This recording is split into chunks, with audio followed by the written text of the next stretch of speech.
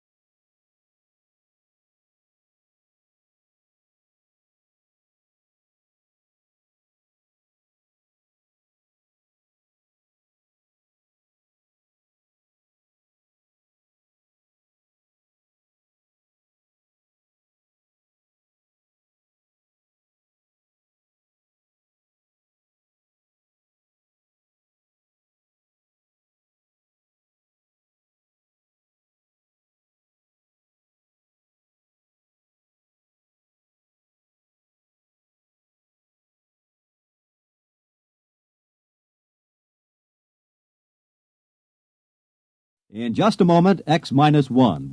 But first, when you hear the hearty laugh and familiar voice of the great Gildersleeve tomorrow night, you know you're in for some hilarious adventures. Because wherever Gildy is around, why, somehow things never seem to go as planned. It might be his impulsive nature, or maybe it's his incurable weakness for the fairer sex. But whatever it is, the great Gildersleeve is bound to keep you laughing for a full 30 minutes. Tune in tomorrow night and meet Judge Hooker, Nephew Leroy, Housekeeper Bertie, and all the rest of the friendly people from Somerville as they join the great Gildersleeve. And now stay tuned for X-1 on NBC. Countdown for blast off. X-5, 4, 3, 2, X-1, fire.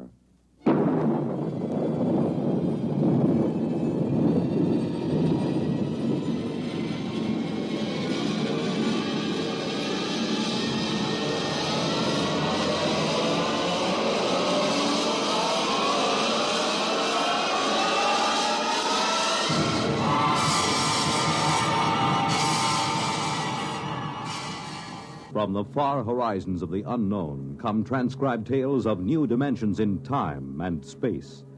These are stories of the future, adventures in which you'll live in a million, could be years, on 1,000 maybe worlds.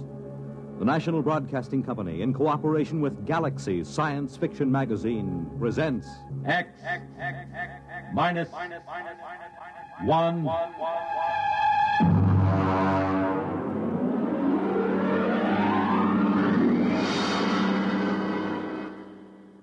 Tonight's story, Junkyard, by Clifford D. Simak.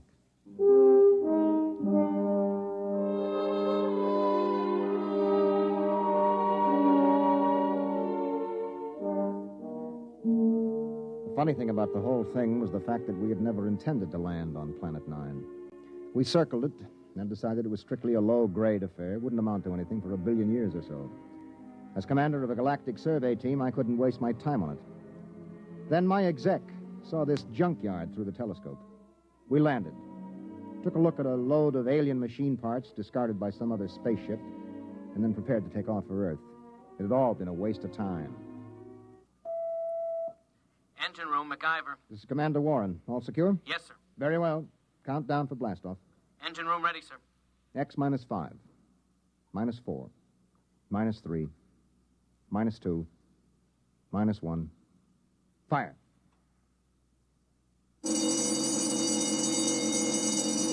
Mac, what's wrong down there? Well, I don't know, sir. Brady, get the data analyzer ready. We'll have to correct for a new takeoff time. That's the first time I ever heard of engine failure before takeoff. Well, better before than after. Engine room? Yes, sir. What's happening? You boys ready yet? No, sir. Well, burn it, man. Get going. I want those engines started. Sir, What is it? I don't quite know what to say. Well, say something or I'll have you busted. We can't start the engines, Commander. At least I can't. Well, why not? I don't know. Klein, put Klein on. Lieutenant Klein, sir. Lieutenant, what is going on down there? Is there something wrong with the engines? No, sir. I've double-checked them. Well, then let's get them heated up or we'll be on this godforsaken planet the rest of our lives.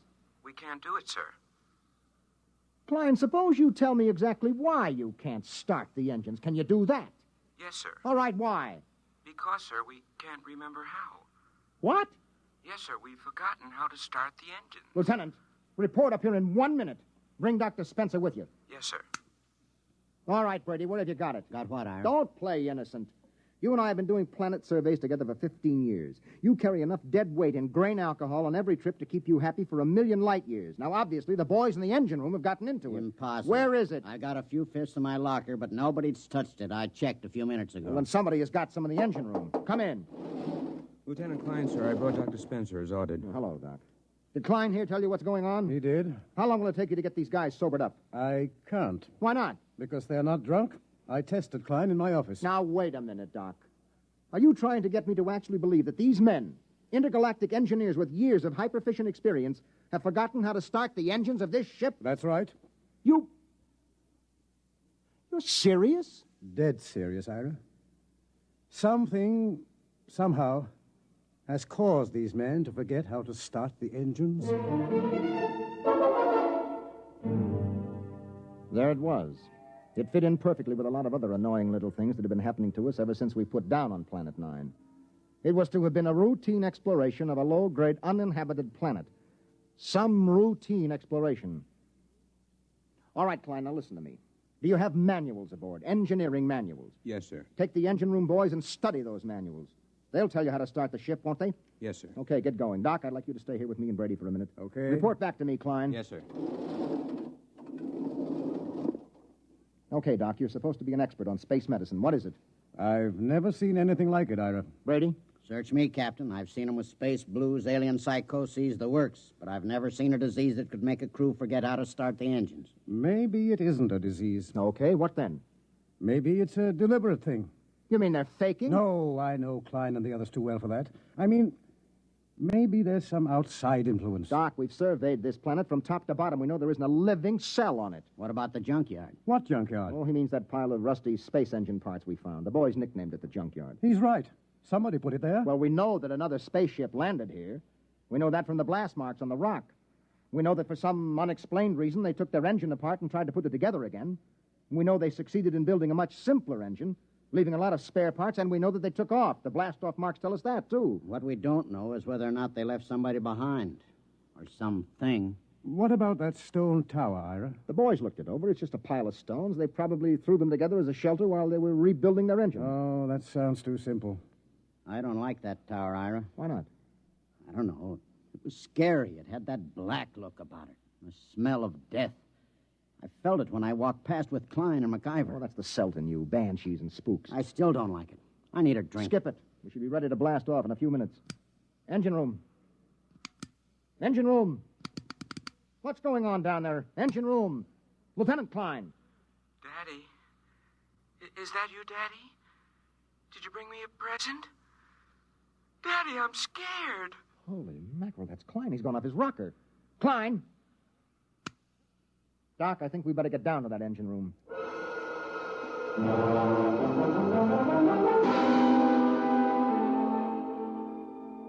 When Doc examined Klein, he found him to have the mind and memory of a 6-year-old. That's it, Ira. Something drained Klein of his memory. And that's as much as I can tell you. Well, that's a big help. Here's the manual he was reading. Well, at least we can follow this manual and get off this stinking planet. Hand it to me. Right here.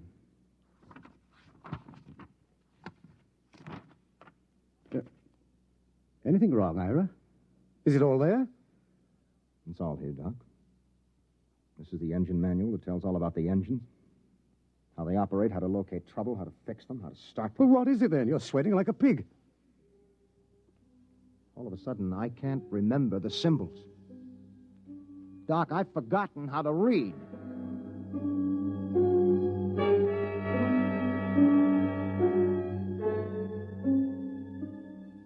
I left the engine room and went out through the lock to stand on the outside platform of the ship.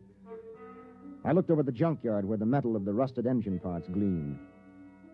There was a riddle there. A riddle we hadn't been able to figure out. Why had an alien spaceship landed here, ripped out its engines, and then put together a simple, less efficient engine and taken off again? And they had worked in an awful hurry, judging by the mess they left. Why? Why? Mind if I join you, Ira? No, help yourself, Doc. How's Klein? We've made him some toys. He's playing with them. I've assigned Mac to see that he doesn't hurt himself. Doc. Yes? Have you got any ideas on what's happening to us? Well, man experiences incidents, gathers knowledge, knows emotions. Then, as he grows older, he begins to forget those experiences, forget that knowledge. That's what life is, a long series of forgettings. Here, on 9, in some impossible way, the forgetting is speeded up. It happens overnight. No, there's more to it than that. Well, I'm going back to my cabin and try to get some rest.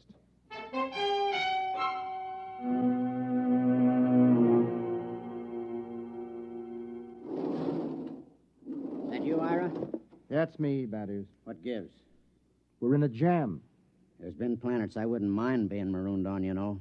But this ain't one of them. There's something here, Ira. I can feel it. Yes, I can feel it myself. Maybe we should have looked around more. Klein looked around. Klein was the one found that tower. Bertie, that's right. He did. He said he didn't like it. He said it scared him. In the morning, Bad Ears, we'll go and see that tower.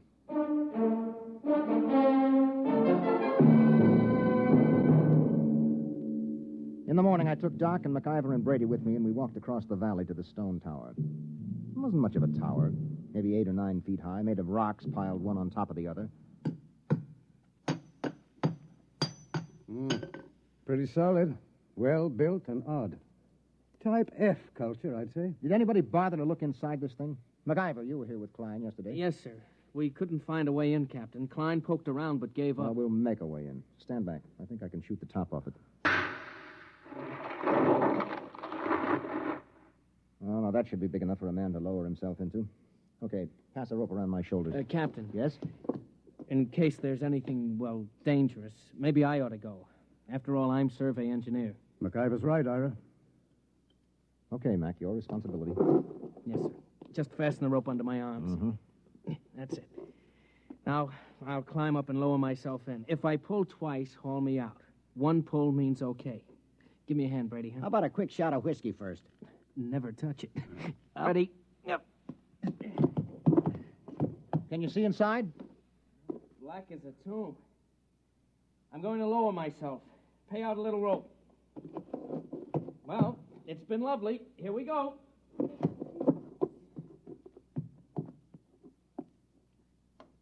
One tug. He's on the ground inside. Yeah, I wonder what he's found. I still don't like it. Oh, Brady, there's probably not a thing in there except a few... There's 2 tugs. 3. Come on, haul them out. Heave. Brady, help him through the top. Right. Easy now, Mac. What the heck is in there, anyway? Mac? Mac? Dada. Holy jumping asteroids. Doc, he's flipped. No, he hasn't lost his mind. He's just reverted to babyhood.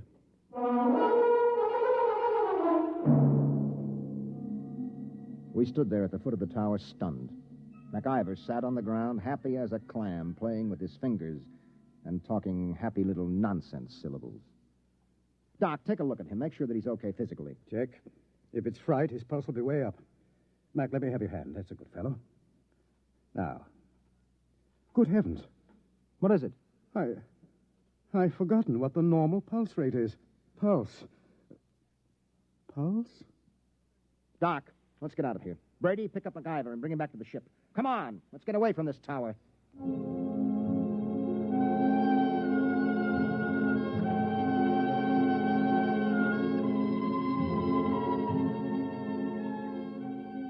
A few minutes later, Brady and I sat in the captain's quarters. He didn't do much talking, just sat and tipped his bottle to his lips ever so often. Well, at least we know in a general way what we're up against. Do we? We know there's been knowledge lost, important information forgotten. Check. Now, that memory, that lost skill, that knowledge went somewhere. Maybe there's something in that tower that takes it away. And I have a silly feeling we might even get it back. Have a drink. That is, get a couple of men, volunteers. Now? Now. What for? We're going to find out what's inside that tower.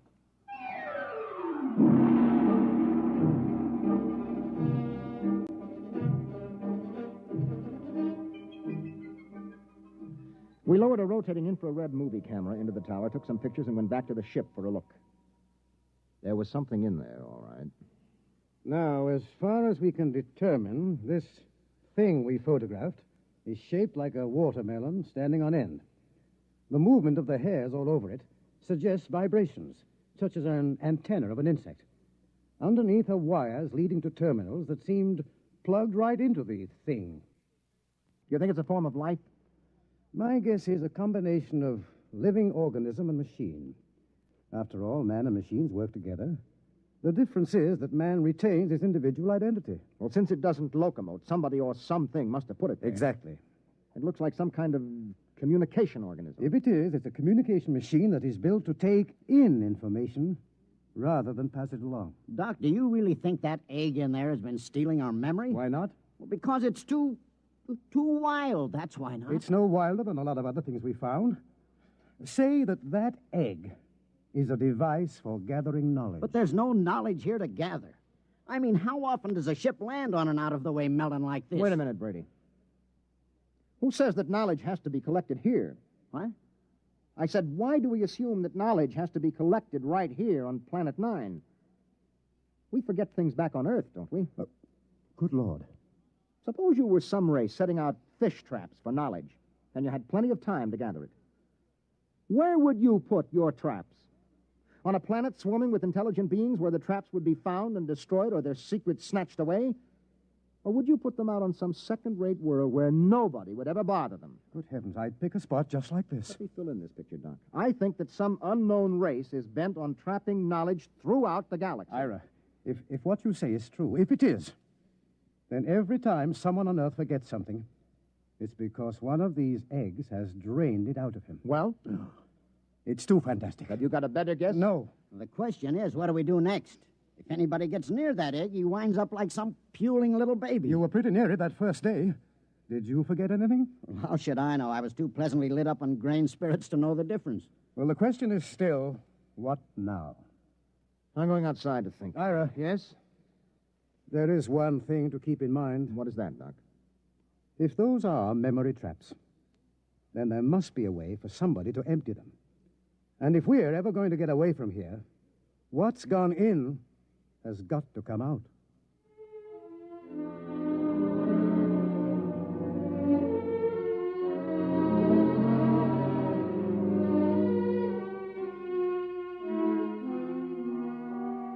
I stood out on the platform of the ship and tried to make some sort of pattern of it.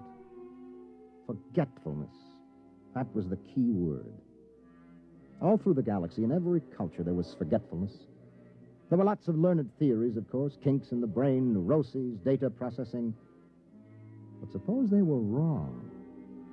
Might it not be that forgetfulness was caused by thousands upon thousands of these memory traps planted throughout the galaxy, nibbling away at the conscious memory of all the sentient beings that lived among the stars? On Earth, a man forgets slowly because the traps are far away. But here, in their very shadow, a man forgets suddenly. And then another thought entered my mind. What kind of race had set these traps? How did they empty them? How? Brady. Huh? Where do you keep your liquor? Not cheap. Come on, where? It's in my locker. Get it out of there, all of it. Ira. That's a direct order. Okay. All of it. That it? Yeah. I never thought I'd see the day when you pulled rank on me, Ira. If you confiscate this stuff, so help me, I'll never Who forgive said you. anything about confiscating? That is, have you ever really hung one on? I mean, just got pie-eyed drunk? Well, let's see. Yeah, there was once on Mars. Was that the worst? It was beautiful. Took me 3 days to sober up. They say I fought off the whole galactic patrol for hours. Well, do you think you got enough here to get that polluted again? I got a pretty good supply, Ira. Well, that's good, because in 1 minute, I'm going to give you a direct order to hang on the biggest, most monstrous drunk in the entire history of the universe. But first you have to volunteer. I volunteer. No, not until I explain why I'm doing this. Ira, this sort of project don't need reasons. It's a pleasure. Let me finish. You know that egg up in the tower? Yeah? The minute you get near it, it grabs your mind, wipes it clean, right? Yeah. And a lead space helmet doesn't shield you, as we saw with MacIver. Right. Now, Doc thinks this egg is a kind of communications thing. It must be. Okay, you're a communications man. What do you do when you can't shield a communication? Well, that's easy. You scramble it. Any fool knows. Holy mackerel. Exactly. Are you still game? You think it'll work? I don't know. I think it might. Well, suppose it doesn't. You'd be a babbling infant like Klein and MacIver. If we don't stop that thing, it'll happen anyway. Unless we can remember how to start the engines. Okay, Ira. I'll do it. When do I start? Right now.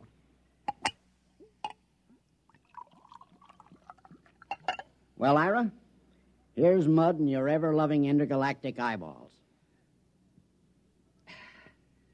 You know something? I'm beginning to like this mission already.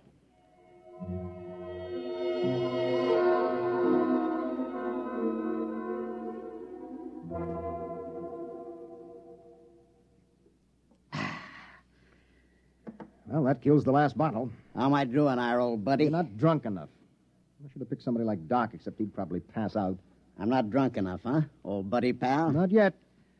Well, then, in which case, old buddy, I'm going to have to do something I never like to have to do. What's that?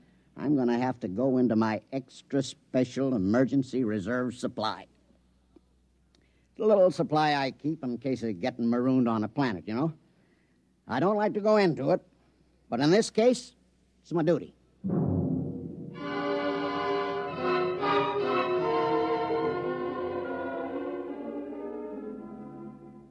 I'm a rambling wreck from Georgia Tech and a heck of an engineer. A rambling wreck from Georgia Tech and a heck of an engineer. Woo! Blast off! Okay, I guess you're ready. What do you think, Doc?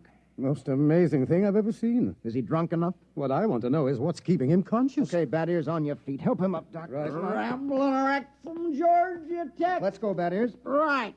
Rambling wreck from Georgia Tech.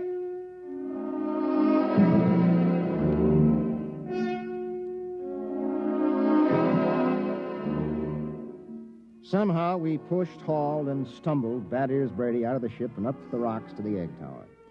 We erected a tripod over the hole with a block and tackle, passed a rope around Brady's chest, and hauled him over the entrance to the tower. There he swung like some overstuffed pig, singing raucously under the eerie moonlight. Rambling wreck from Georgia Tech. Well, what do you say, Ira? We got the earphones on him so they can't slip off. They're on. Well, I guess we're ready to lower him. Ira. Yep. You sure? It's a man's life. I'm not sure, Doc. But as commander of this expedition, I sometimes have to risk the lives of my men. Okay, Ira. Lower away before I start to get sober. Lower away. Blast off. Fire one. Fire two. Bon voyage, Ira. Good luck, Brady. Good luck. He's at the bottom, Ira. Yeah. Bad Ears, can you hear me? Get your hands out of my hair. Something's got his hands in my hair, Ira. Oh, the thing must be picking at his brain. Brady, listen to me. Do you see the egg? See ya, there's my buddy, Ira. My little old egghead buddy. You and me's buddy's egghead, right? Have a drink. Oh, good Lord, he's got a bottle with him. He's pouring it on the egg. Brady, listen to me. The wires. Wires? The lead wires you took in with you. Yeah. Pull out the studs on the egg and hook your wires to it. You got that? Just a minute. Me and Egg here's got to have a drink. Oh, good heavens. It's no use, Ira. He's too drunk to know what he's doing. I'll try again. Brady, listen. Your friend, the egg, can't hear you, see? He can't have a drink until you hook your wires into him. You got that? Sure, that's an awful thing. That's dreadful. Okay. What's he doing? Doc, you getting any impulses? Not a thing. Maybe we better haul him out. If he starts to sober up... Maybe we'd better. Okay, 1, 2... Wait a minute, wait. What? I'm getting something, Ira. What? This is fantastic. Oh, I'm getting something. All right, haul him out, quick. Come on. A rambling wreck from Georgia Tech. A rambling... Brady, are you all right? Doc, help me. Take a look at him. Is he okay? Yes, he's okay. Just passed out. Let's get him back to the ship. Right. You know what, Ira? What? Tomorrow about 9 a.m., we're going to be in on the most colossal hangover in the history of mornings after.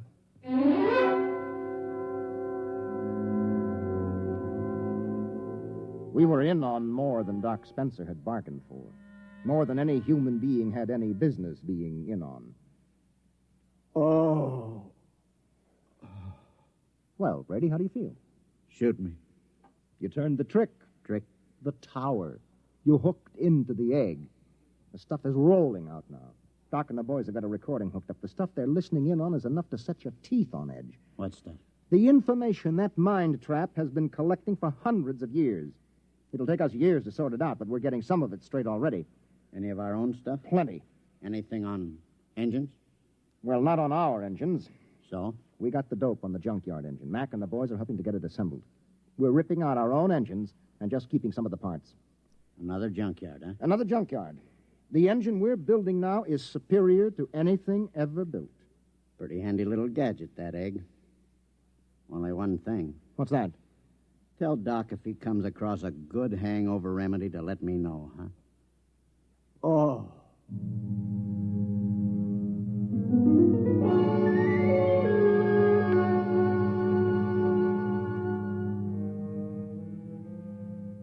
It took us about 6 days to assemble new engines using some of our parts and some of the advanced designs from the junkyard.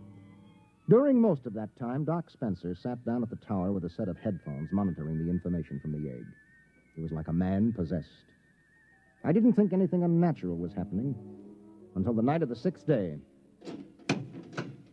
Well, that does it. The boys have got the engines ready for blast-off. There's a full moon, too. We should be able to lift her by tomorrow morning, huh? We're blasting off in exactly 1 minute, that is. What? In exactly 1 minute. But Ira, Doc, and some of the techno boys are down monitoring that egg. I know it. Well, it'll take them 20 minutes to get back into the ship with all that equipment. They're not getting back. Huh? I said they're not getting back. Ira, are you nuts? Come here, that is. I want you to take a look through this field scope. You can get a good close-up of Doc and the boys who have been monitoring that egg. Now, wait till I get it focused. You got 'em? Yeah? Take a close-up. Mother in heaven. You see why we have to leave them here? Those faces, they're like some kind of beast. What is it, Ira? What's happened to The them? same thing that must have happened to the crew of the last ship that touched here. The same thing that made them blast out of here in such a tearing hurry. What? That is, there isn't only knowledge in that thing. Those boys are monitoring something else. Something else. Personality, that is. They're not human anymore. They're turning alien.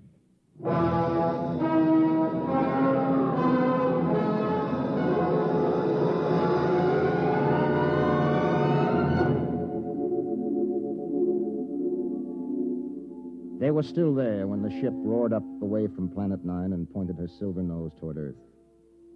We could see them in the scopes. A group of tiny figures crouched over the recording equipment, their earphones plugged into the egg. They didn't even look up when we blasted off. They were no longer human now. They were something else. Something 1,000,000 light years old and of another world.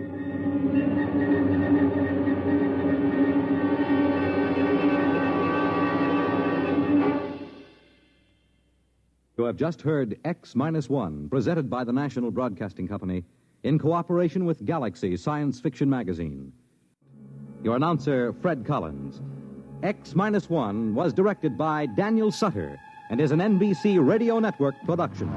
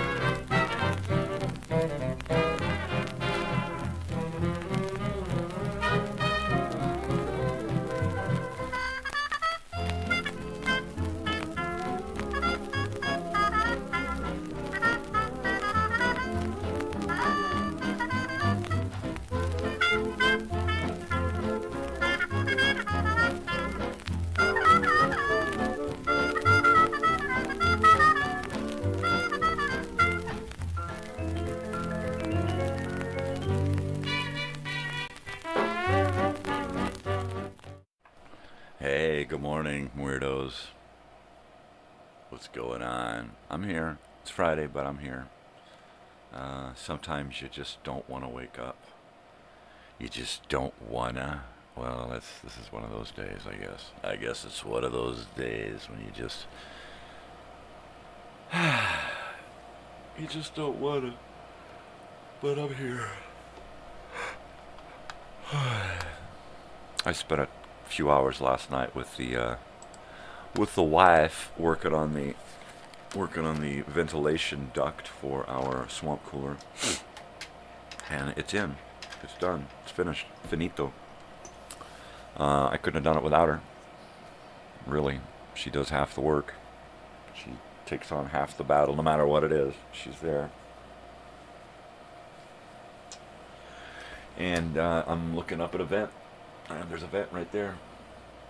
I got my air cooler, swamp cooler, is ducked into a tube, bends, comes out, splits off, and I get a vent here and a vent on the other side. It's like, hey, you know, we're living the good life. Hey, Joey, good morning, dude. What's happening? What's going on? I am. That's it. That's all I'll admit to is I am.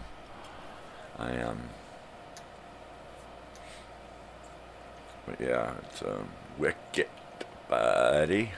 Wicked. Yeah, I don't know. I guess it's the long week thing, you know, where some days I get a nap, some days I don't get a nap. Some days I get to sleep relatively early, you know. Usually I don't. So it's Friday, so I'm wiped out. My sleep ratio just winds up nothing by Friday. So last night I was in bed at 10. Was trying to go to sleep by 11. I got up at 12:30 to take a leak and turn the TV off. I got up again at 3, I think, to take another leak. And then at 3:30 I'm laying in bed going, oh, just go back to sleep already. You got to get up in 20 minutes. And then the alarm went off and I snoozed for 10 minutes.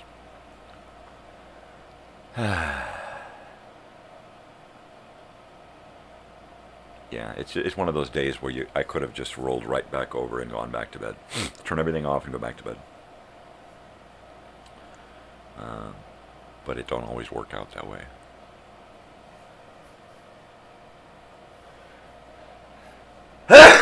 Oh. Pardon my sneezes. I'm sure that just blew somebody's eardrums out. Pardon me. Man. Oh, here, look at that.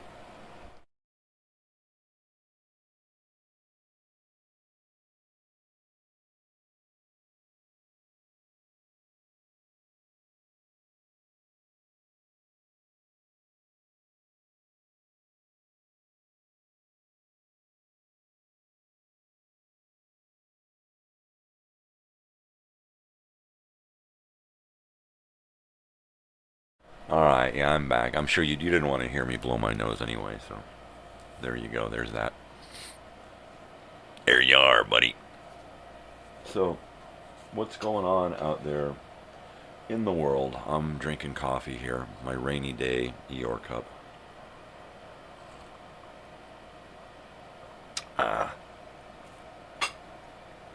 And, yeah, Eeyore. He is my character. Dan out there, he knows. Old Danny boy, old Gordon Lanston. He knows what's going on. He knows about my depression. He knows that I'm an Eeyore. And it was always okay with Dan. That was what was really I loved about Dan the most, is that he knew that I was right. He knows it. And yet he was always still my friend. You know, he was always cool. He always, you know, he accepted more than he understood. He didn't understand really. I mean, but he accepted. He understood that acceptance was important, and he just was a righteous fucking dude. He's still a righteous dude. I'm hoping he stops by on occasion and says, "Bzah." 'Cause, I'd love to, I'd love to get together, go to Disneyland or something, but I can't even. No, really. I'm just wiped out. Good morning out there, world, everyone else. I know Joey's here hanging out. Probably at the end of his night. He's probably been up all night just trying to stay awake so he can keep his hours normal, right? Right? You watch any good movies, Joey? Listen to any good records? I popped on a couple of records the other day. I think I still have Jerry Garcia out. I picked up this great 2-record set, Jerry Garcia. Really great stuff. Just great stuff. Bill Kreutzmann's on there. What's his face? That other guy. Phil Lesh is in there. Merle Saunders, I think, is in there. It's really, really cool, man. It's just awesome. You woke up at 2. Geez. I was flopping around in bed at 2 going, geez, I hate this, man. Geez, geez. Yeah. Yeah, man.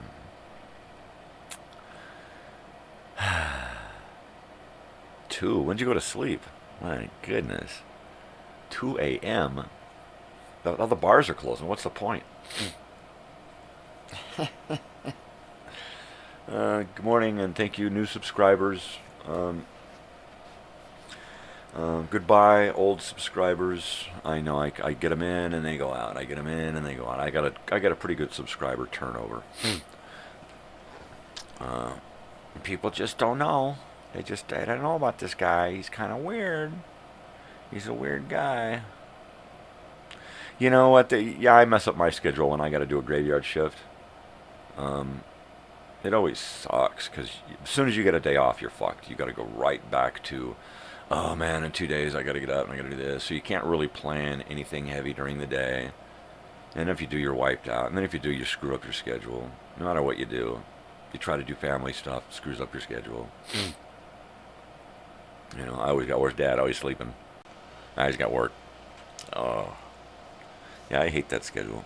I hate it. It's no bueno. It's no bueno. But, that's what happens. I mean, I'm sure that you probably got talked into the schedule or, for some reason you just all of a sudden wound up on it. That's always how it happened with me. All of a sudden I'm on a graveyard shift going, what the fuck am I doing here? How'd I get here? And then, once they get you into a graveyard shift, you can't get out of it. Because it's like, we got nobody to replace you. Well, how? You used me to replace the last guy. Let's talk some other idiot in to get in here. And it's like, oh man, it frustrates the hell out of me. Not to mention the fact that you're just, during normal world business hours, you're always wiped out. You can't do shit.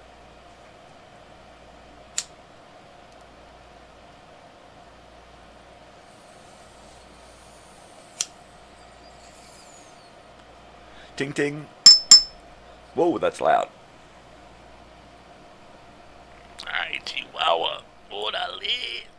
That's crazy stuff, huh? He's a crazy man. Crazy man?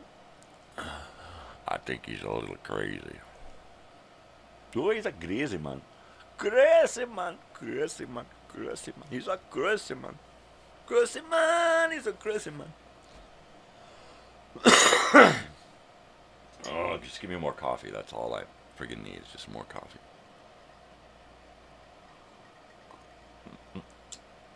Eeyore's nose here looks like a skull. Or a couple of boobs or something. Yeah. Eeyore. Good old Eeyore.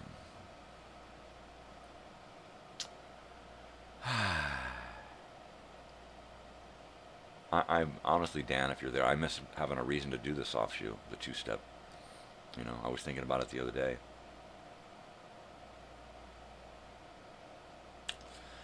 Yeah. I ain't had a reason to dance in a long time. I ain't had the physicality to dance in a long time.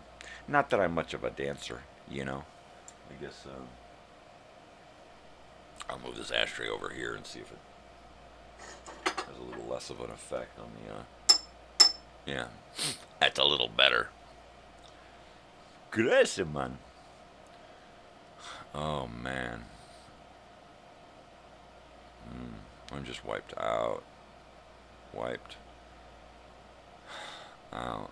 I mean, it's like day to day to day. It all bleeds together. I never can remember. Did we do that today, or was that yesterday? Or was it the day before? Or was it last week? I mean, it's like, it's bad. It's really bad, you know.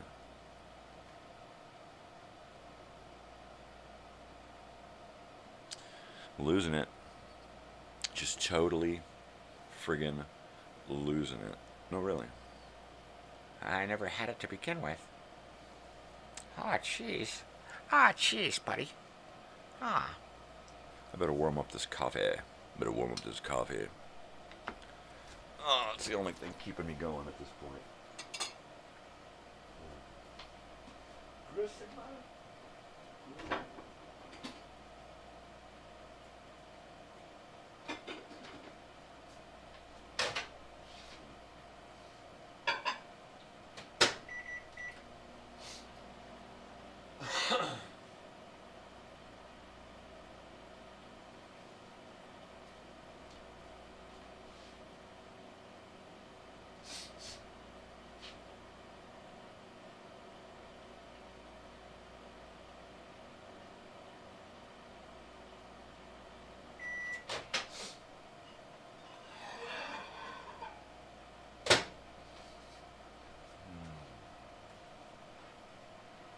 Yeah.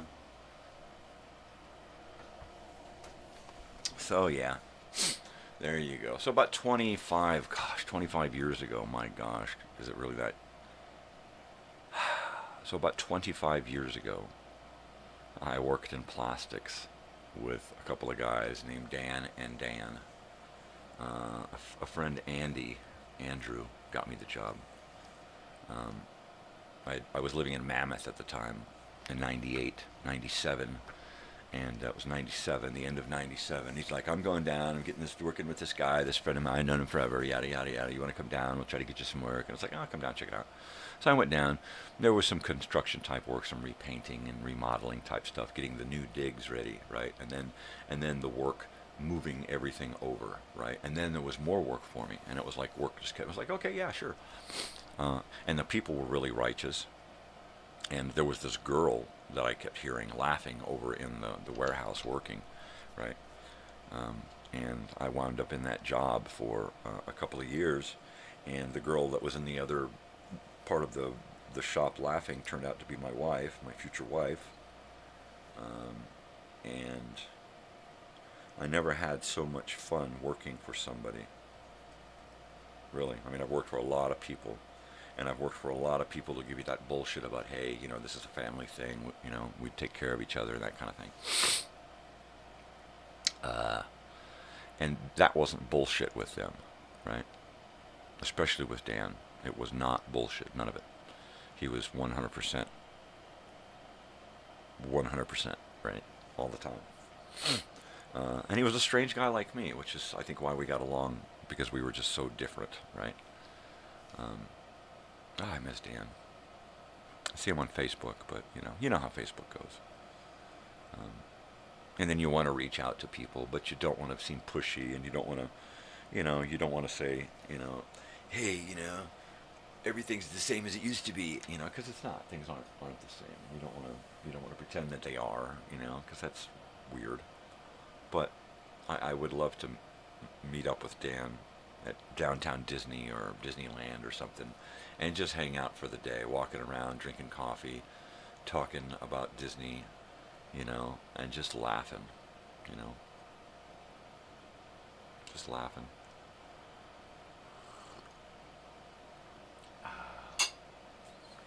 Yeah, he's definitely on the bucket list, right, of people. Because there's a lot of people that I want to see. You're getting old. Time's tick-tocking away. There's a whole shitload of people I want to see. i.e. the reunion. So, yeah, that'll be neat. You know? Hugs. I want lots of hugs.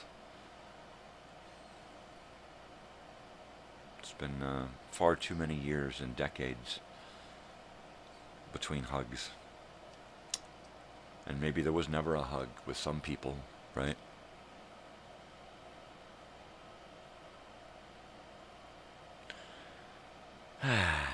So yeah. Anyways, man, I'm just gonna sit here smoking my chip, man. I'm smoking my chip, man. Alright, dummy, put down your crack pipes and your beer bongs and get your acts together.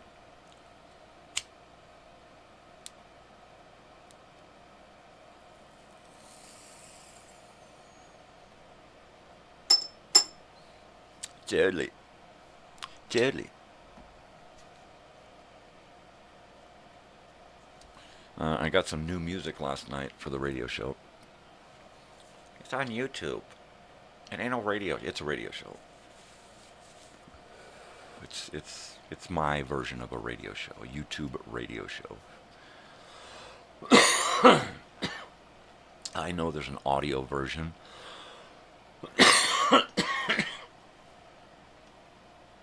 Of YouTube that you can just do audio. It ain't like that.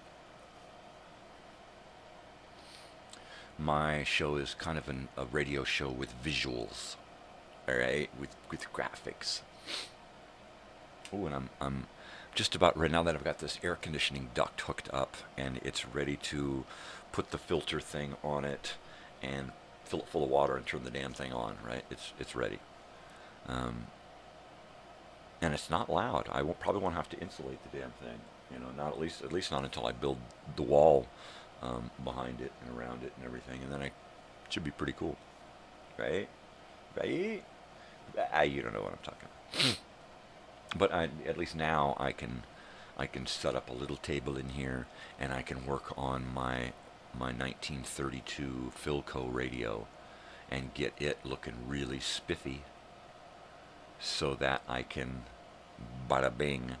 And while I'm sitting here talking right now through my head, I am figuring out, I just all of a sudden started figuring out how to do the small front faceplate for the window where the station numbers are at, right? It's kind of a little thing, a little dial that spins. So I need to fix that so that it looks good. I need to light it up, but around that little window, there used to be a little metal collar around it, right?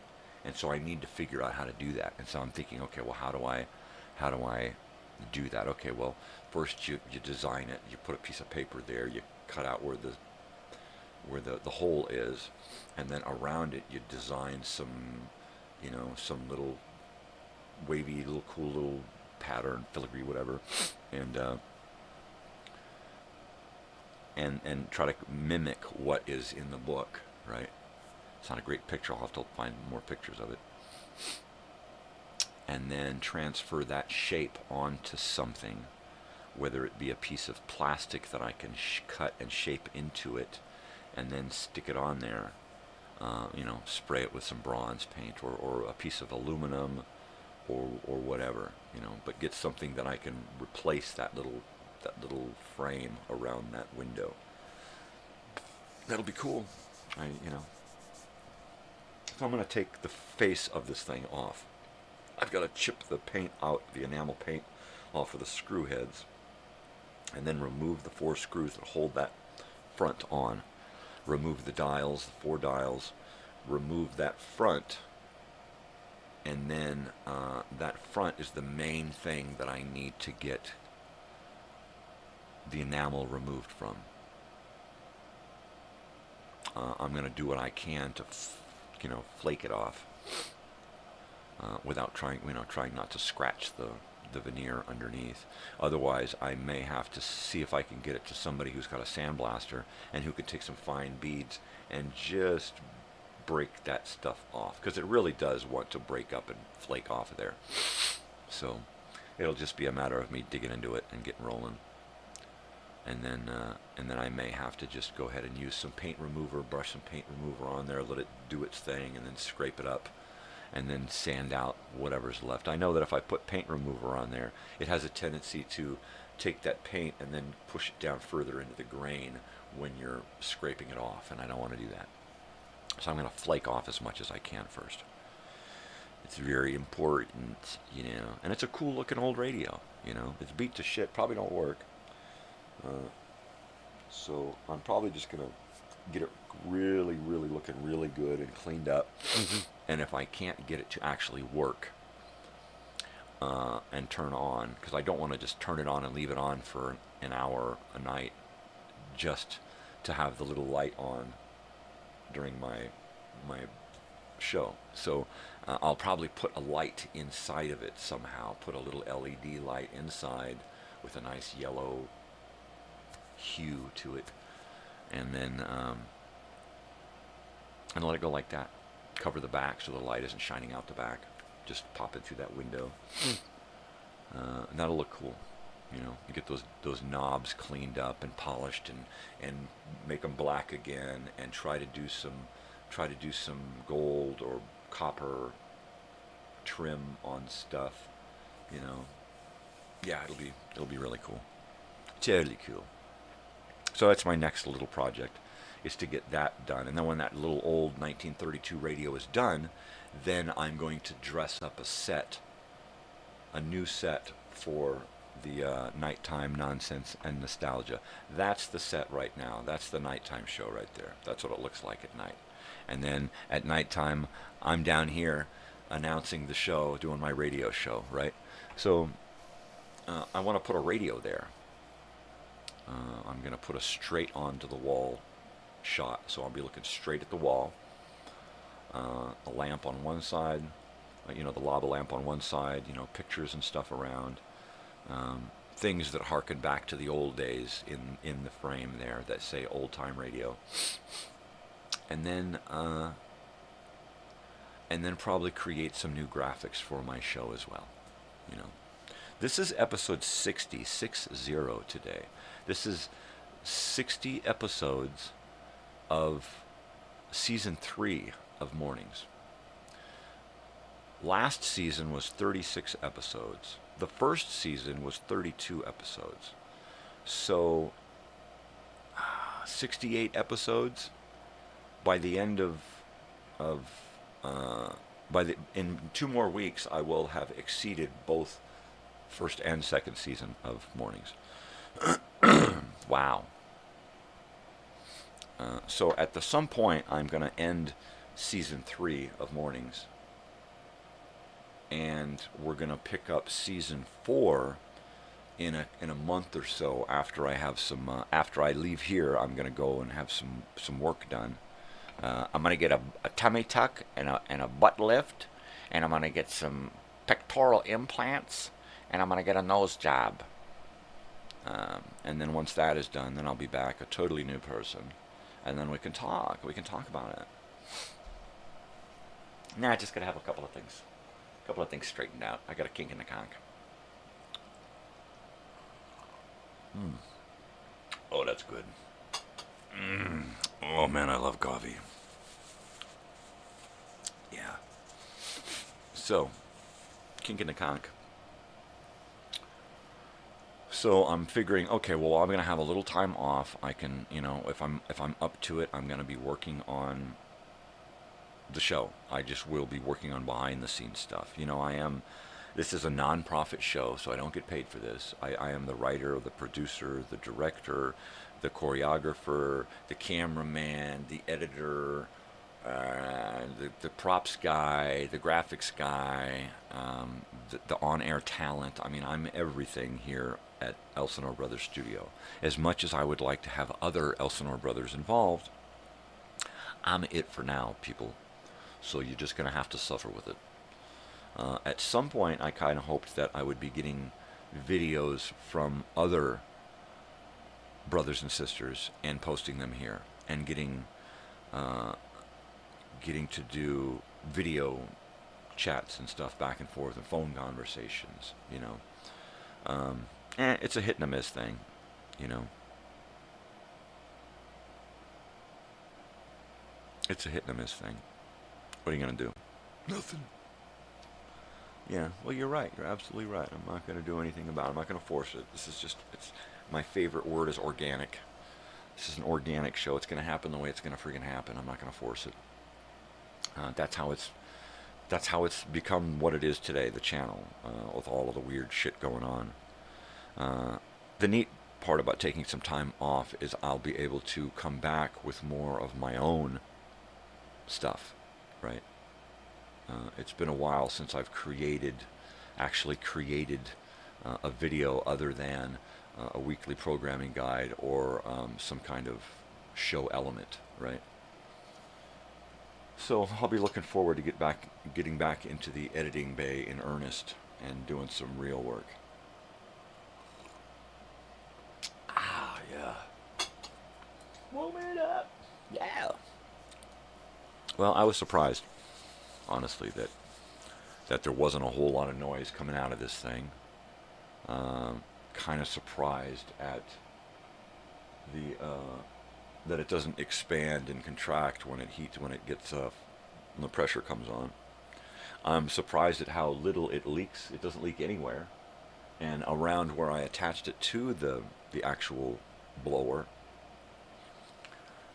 it doesn't leak, push out air there. It sucks because the air is forcing in such a direction that the edges, I'm like touching the edges to feel for air, and all I can feel is a little bit of suction. So it's like, oh wow. So I have to seal up that suction, so it's just pulling air through the wet, the swamp cooler thing. You know what I'm talking about. Yeah. So, the 80s.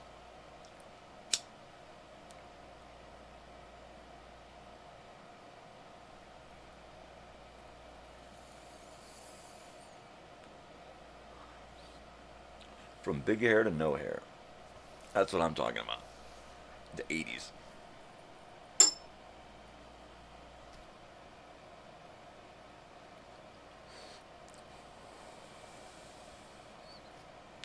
I started loading up shows for next week.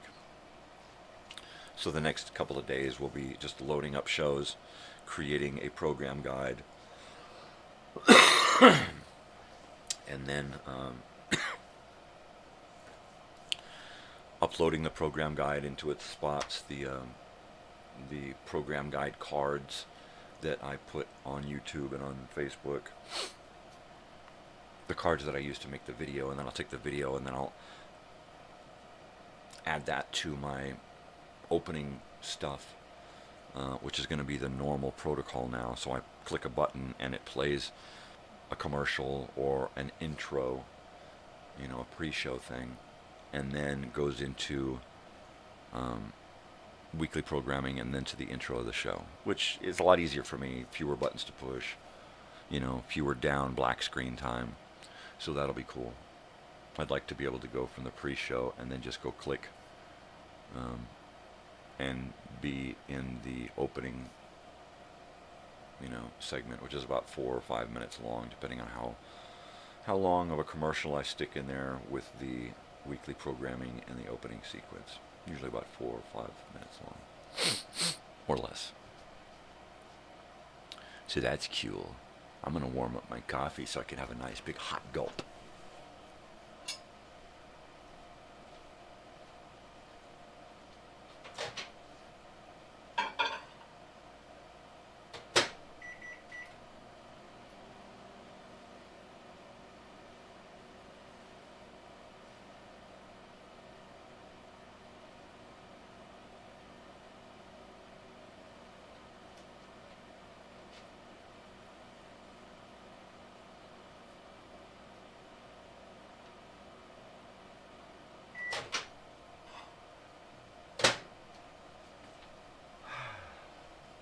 Yeah, so once again yesterday I missed lunch.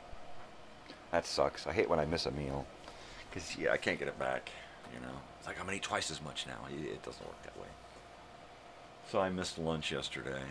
Actually, did I? Kind of. I had a bologna sandwich. Yay. I passed out for a couple of hours yesterday, and they did my nighttime show, and that was, man. Thank you, YouTube. Thank you, subscribers. Thank you, viewers.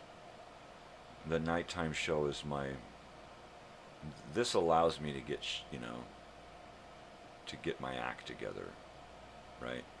To deal with depression and anxiety and stress and past and present and future and all of that crap, right? So this is my me time, right? And I'm glad that you hang out during my me time. But the nighttime show, while this is about me, the nighttime show is for me.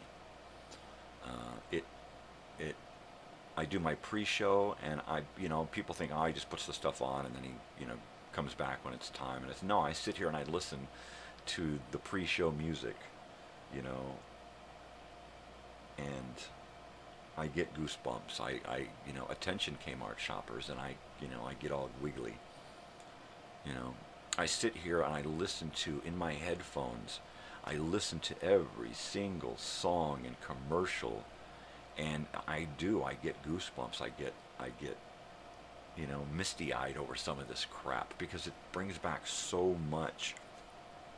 I wasn't alive in the 20s and 30s, nor was my father, but he had an old-time radio show where he broadcast old music, and that's where I found a lot of this music in my life, was through my father. So I'm just doing the same thing that he did on his radio show. I'm just bringing the music. The only difference, well, there's a lot of differences, but one of the main differences is that I don't have time limitations. I can play my 4 blocks of 4 songs each and my 3 blocks of commercials, and I can fit it into about an hour, and I don't have to be precise. So it's a lot of fun. At first I was trying to make it perfect, and it was like, you know what, this ain't that. I'm just gonna have fun with it. And now I'm just having a ball, finding the music, listening to the music, editing the commercials. It's a blast. I hope people who watch it enjoy it at least half as much as I do, because I'm just fucking having a ball. My wife will walk by and I'll say, you gotta, and she'll come and she'll stand right here under this camera where that's looking at the lava lamp, right? And she'll stand right here underneath this camera, and it goes right over her head. You can't even see anything. And so I'll hand her my headphones, and she'll put it on, and she'll be listening to it, and she'll go, "Hi, loco," And it's just because it's just so different from anything that she's used to, anything different than she's used to me listening to, right? Because I've really gone back to my roots the last few years. And my roots are rooted in music and media, movies, TV. I mean, that's just where I'm at. I've always been there, I've always been there. It's always been in me, and now Kid Video's back, and I can do this kind of shit. I can hang out and just do the one thing that I've always wanted to do, have my own TV show, right? Nobody's going to give this kook a TV show. The networks would be crazy. Exactly. So, in fact, I sat with friends before and developed a TV show, several TV shows. The last project that I was writing is a script for a pilot for a TV show about Elsinore, of course.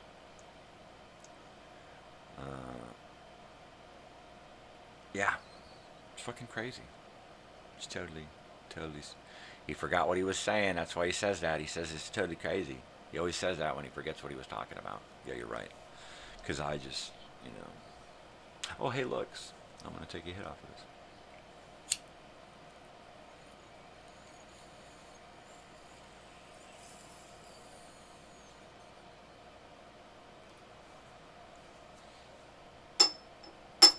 Yeah, now there's something I should get back into writing again. I got a lot of shit to write about. The stuff I write it's not reality so much or historical so much as it is kind of my look, my take, my remembering of things that happened with a lot of imagination thrown in, you know. Hollywood that shit up, right?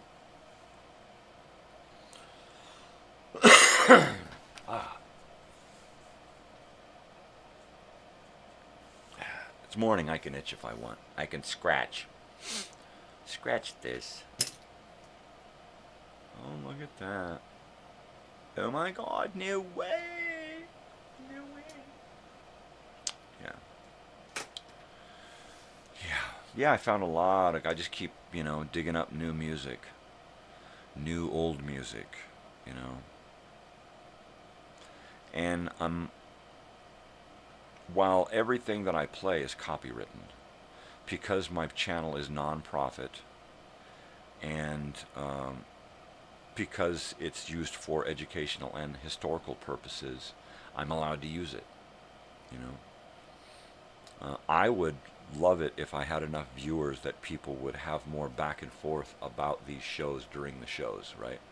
People would tune in on a Monday morning and want to talk about movies that they watched on the channel, or movies that they want to watch on the channel, or movies that they want me to put on the or we're just going to talk about movies, you know. Old time radio, you know. I'd love it if people tuned in at night and watched and commented and had back and forth, because I can do the show, and I can, you know, hit microphone and talk in some comments and send them out. And I can also take a phone call during a show if it's about the show, you know, and you might even actually get on the radio. I've got a phone right here. Okay, this is my viewer call-in phone right here, and it is an old-time telephone. All right, and can you hear that?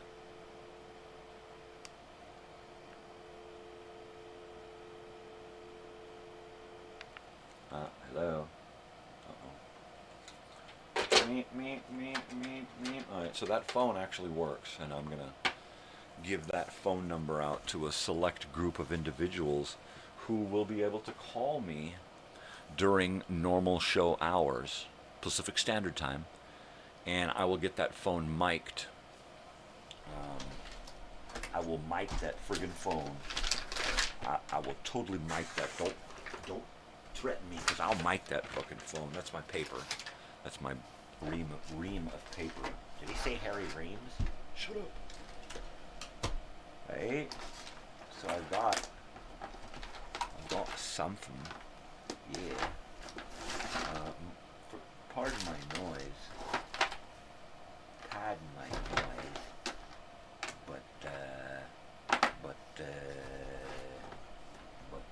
So anyway, I was going to show it to you, but it must be in another spot, in another bag, microphones or something somewhere. Oh, here it is. Here it is. So this here, put it on my forehead, because there you go. So okay, so there's that. This is one of those spy microphone things that you lick it, and you stick it to the back of the receiver, and it picks up what's happening. It picks up your voice and the voice that's coming through the phone, right? Old school stuff, and it's got a pin on it. It's got a 3.5 pin. So I'm going to take this and I'm going to run it through my little Boss dealy here. All right, which will then enable me to then hook it into correctly, monoed, and send it into my mixer here, so that I can just push a button and go from this microphone to the telephone microphone, and then boom, you're hearing the conversation, right? That sounds kind of fun. So that's one of those things that's in the works. All right.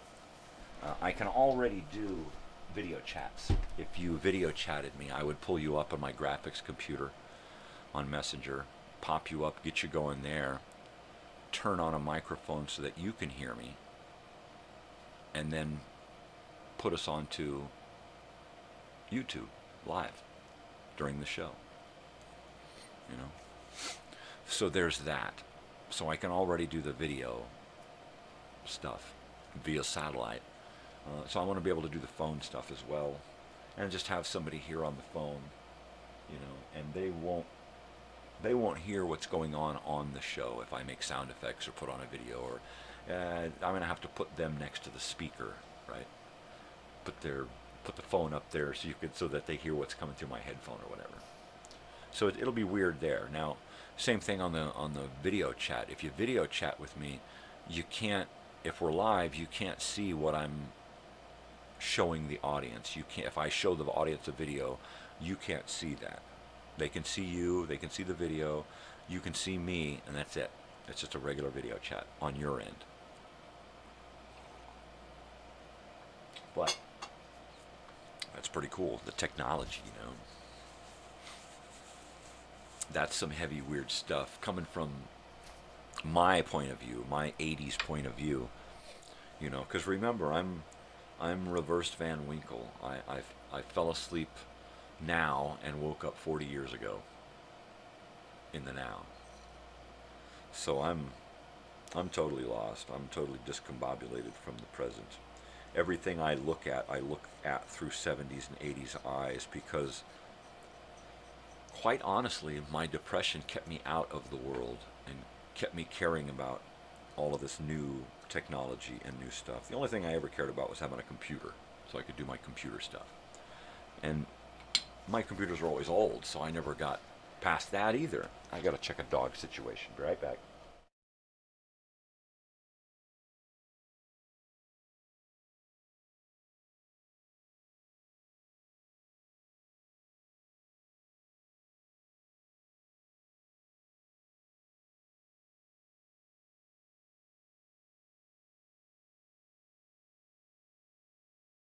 It was bow-legged, big-faced Bessie. She wanted out, so she's out. She's my shadow. I'm her human. My father's dog. She came here a couple of years back after he passed away, and the intention, you know, which I had to lead my wife to believe, that the intention was that we were going to find her a home. I knew that when she was coming here, we already had one of his dogs, Tootsie, the Chiweenie, and I knew that because they were best friends, once she got here, she wasn't leaving. But I had to make it look like, yeah, I'm trying to find her a home. My wife figured that out after about a month. She figured out, you know what, these two dogs, you know, she's a big dog, but she's no trouble. You know, she's like one of the little dogs.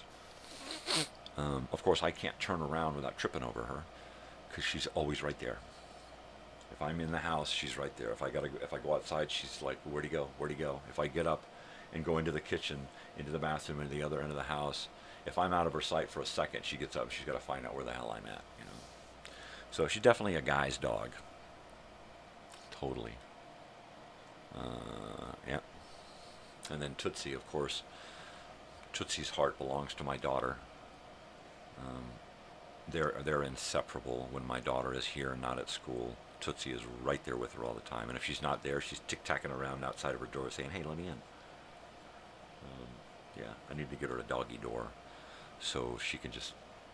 In fact, I think one of my next projects should be to put doggy doors on both bedroom doors so that they can just kind of let themselves in and out through the house. Their outside doggy door is in our bedroom on our back wall.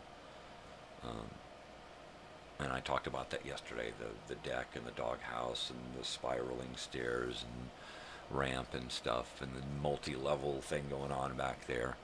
But they've got to go through our bedroom to get outside, because that's where the backyard is. That's the exit, the entrance. So if we have our door closed, we've got to open and close the door when they want to go. So if I put just a little doggy door, one for just the little dogs, right, on each of the two bedroom doors, then now they can move around at will, decide for themselves when and where they want to go. No more scratching on the door, tic-tacking around outside saying, hey, let me in.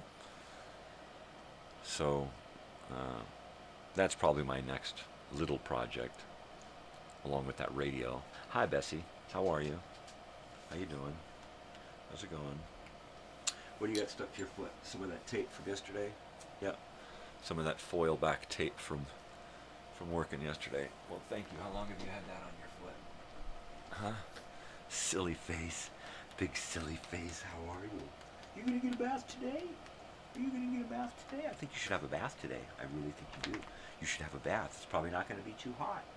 It'd be a perfect time for a bath. Perfect time for a bath. Okay, I'm gonna tell Mom. I'm gonna tell Mom you're getting a bath today. Okay? You can't talk me out of it. You can't talk me out of it.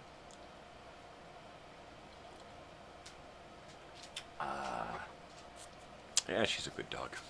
She's a good dog. She's a big silly dog. She likes a tiny bed and a fluffy pillow. I mean, after she was here for a couple of weeks, a month, and she started to figure out that it was okay to do a lot of the things that she does regularly now, you know, like get up on a bed, you know, put a paw up, ask for attention. You know, she knows these things are okay to do now. But the first time she jumped up on our bed and went right over to the pillows and just flopped her head down and just grinned this big grin, you know, like, hey, I've made it, you know. And I was like, yeah, well, it's about time. I have to keep dragging you out from underneath the bed. I dragged her out from underneath the bed for weeks just to get her to go outside and take a leak and eat, and then she just crawl right back under there. After a couple of weeks, it's like, okay, no more. No more. She tried to go under there, and it was like, no, we just blocked off the bed so she couldn't get under there. And then I just started lifting her big giant dog, you know, 100-pound fucking dog, and I would just start putting her up on things and sitting there and petting her and tell her, hey, it's okay. It's, hey, look, the other guys are up here. It's cool.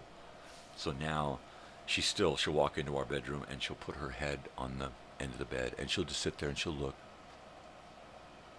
She won't show you any emotion. She'll just be a sphinx, but she'll just sit her head there. And then eventually she'll figure out it's okay to come up, whether you're patting the bed for 10 minutes saying, come on, it's okay, come on, it's okay, come on. Or usually what happens is she won't get onto the bed until I'm in the bed. I mean, and literally it means that I have to take off my pants, I have to take off my shirt, get into bed, pull the covers up, and then she jumps up into bed. It's like, oh, you know, she's not buying it. She's like, hey, if we're just going to get up and leave again, I'm not going to get into bed. And she does that.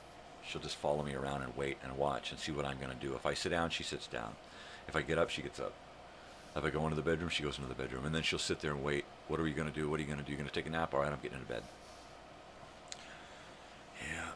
So, yeah, she's got to sleep wherever I'm at. I've been out of the bedroom, woke up at 4, so I've been out of the bedroom for almost 2 hours, and she couldn't take that. So now she's got to be out here passed out. She's, you know, does not acknowledge anything that I say at this point, unless I say big face. Because she knows that's her. I give my dogs lots of nicknames. It comes from when my grandmother would come over, and she would start yelling, and she'd go, damn it, Robert, my Brent, yeah. And she would go through all of the names, you know, like in a split second, right? And so when I have that mental block, that issue where I get excited or worked up about something, or I'm just looking at the dogs, and it's like, oh, damn it, and I do the same hemming and hawing and stammering. So I just started making up nicknames. All right, come here, Lightning. All right, Screwball. All right, Fishbait. Okay, Fishbone. Okay, Fish Lips. You know, and I just whatever words fit the moment becomes a nickname. You know, and some nicknames stick. You know, and then the dogs start to recognize those nicknames as their own. You know, and some nicknames will actually encourage parts of the dog's personality, you know. So, you know, if you call Sam a little, you know, monkey, he's like, what? And then he doesn't know if he should stay down or get up, You know, oh man, I'm a monkey. I mean, I'm not a lap monkey. He doesn't want lap monkeys, so I gotta stay down. You know, or you want to wrestle, you little wrestler, you little wrestler, and then he's all ready to jump on me and pounce. You know. But my wife or daughter will be like, how do you come up with those nicknames? It's I don't come up with them. I just allow them to come out, right? I just allow the words to form. And that's it.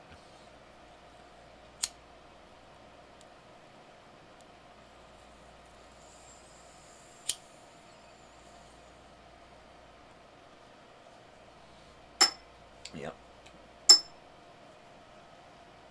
Well, I played X-1 this morning for my pre-show. Junkyard.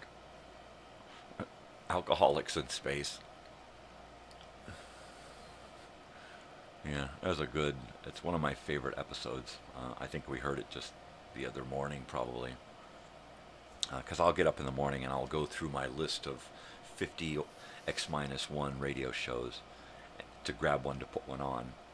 And I've been trying to kind of put them on as they've been uploaded. So right now I'm in kind of the 40s episodes. And every once in a while I'll, God, he played this episode 3 times this week. Yeah, it's because it's one of my favorites. And then I'll be looking and I go, did I play this already? Ah, fuck it, I'm going to play it anyway. And then I'll be playing and go, oh yeah, that's right, I played it already this week. Ah, fuck it, it's good. And I just try to pick out something that fits the time. The X-1s are anywhere from, I think one episode is like 14 minutes. But usually they're about 22 minutes to about 29 minutes, 30 minutes. Right now the episodes are running at about 27 and a half minutes. So I try to start them at about 4:30 so that just before 5 I can play my intro and weekly programming or whatever, right? But I really enjoy going through these shows, pulling them out, dusting them off, and listening to them. Because I do. My phone is sitting here, and it's playing the YouTube show that's broadcasting. Right now the sound is off because I'll have a fucking sound loop like crazy here. So the sound is off. So I just have it there for comments and to say hi to Joey and to see if I get that little circle that says I'm frozen, right? And then I'm like, oh, a circle. Then I'll look over here and it'll go, disconnected, rebooting. All right, you're reconnected. And I look back and the circle's gone and I'm live again. So that happens on occasion. So if I start circling, if the wagon starts circling there, just be patient. If it really dies, then you'll know because it'll just go black, or it'll just be, I'll just be frozen, right? So, what the hell happened to him? He's got a rigor. His live stream is frozen. No, I think he's dead. I think the guy had a brain aneurysm or something. And he froze in that horrible position. Yeah, totally. You know what's really neat about going where we put the air conditioning duct up there? It was full of all of my 8-track cartridge cases, right? So there's all these cases sitting on the ground over here now that I've got to probably find room under my day bed over here. But I've got these cases of 8-tracks that I bought and rebuilt and listened to, and then it got hard to keep a working 8-track player. I was listening to 8-tracks so much, I have to go through all of my 8-track players and find one that's an easy fix and get it working, right? So, but at this point, I've just got all of these 8-tracks. See, I mean, I could literally, there's a stack of 8 of them sitting right here, and behind that is a wooden case filled with, 4 rows of 7, 8. And then I've got 8-tracks sitting over here behind me. I've got 30 8-tracks sitting over here, along with my reel-to-reels and big giant videotapes. I've got one of those spinny little carousel things sitting over there that's got 24 8-tracks in it, and a drawer over here that's got a few hundred, and then these cases that contain a few hundred, not to mention the several hundred I have out in the shed in my storage. Oh, and then there's a box of a little over 100 underneath my daybed over here. So there's 8 tracks everywhere. I got 8 tracks coming out of my ears. At some point here, I am going to just set up and go through every single 8 track, even the ones that I've gone through before. Make sure that everything is copacetic and clean everything, and then I'll be taking, making collections in cases. All right, here's my collection of Judas Priest, which is, it falls too short of a full collection of 8 tracks of Judas Priest.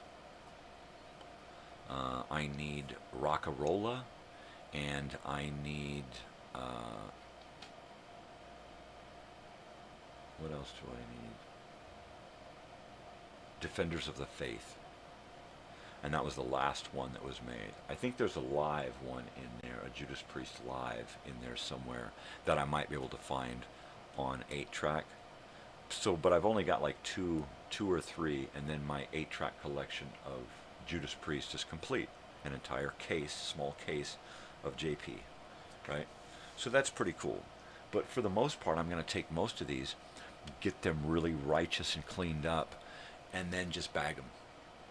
You know, just get a 1,000 bags, and get everything ready, and slip those things into the bag, put a little piece of tape on it, and then I think it is going to be figure out a way to get them into manageable boxes. I'll take a really good big box, right, and close the whole box, the empty box, and then cut, you know, right down the middle of the box, so that I've got 2 half boxes completely sealed on the bottoms that I can set in 8 tracks in rows, right? And then store them like that for moving and display. I can just set those boxes out on tables, and now I've got displays. You know, here's a box, this box, there's, you know, $5 each, $10, 15, 25. The special box over here, you don't want to know how much those cost. So that kind of thing. And then entire collections. Okay, here's a collection of this. Here's a collection of that. You know, you just want that one, well, that one's over there. You know, but if you want the collection, here's the collection. Here's all the James Taylor. Here's all of the Barbara Streisand. You know, a lot of that stuff I'm going to keep. You know, a lot of the really good, important stuff. But there's so much that's in great condition that needs to be, you know, items get rehomed. People and dogs should not get rehomed, but items, you know, items that are still viable, still good, still have something to give, you know, yeah. You know, am I going to keep my, you know, Culture Club and, you know, like Def Leppard or something? I don't know. I may not even keep the collection of Judas Priest, you know, because it's a pretty heavy collection. If it was complete, I would definitely look at trying to get a good high dollar price for it.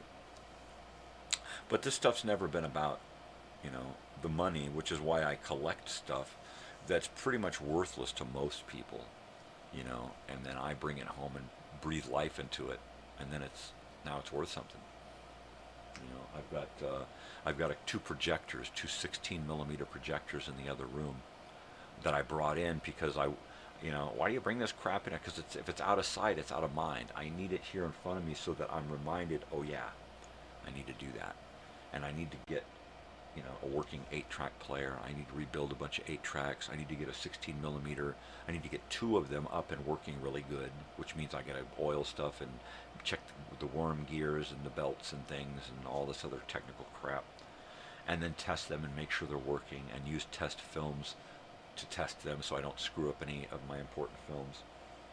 you know, and then figure out a way to kinescope the 16 millimeter stuff that I have. Kinescope is where you point a video camera at a screen and you record what's on the screen, whether you're pointing it at a TV or a projector screen or a movie screen or a phone screen or whatever. It's kinescope. So I want to kinescope some of my stuff. Now, some of my stuff is just for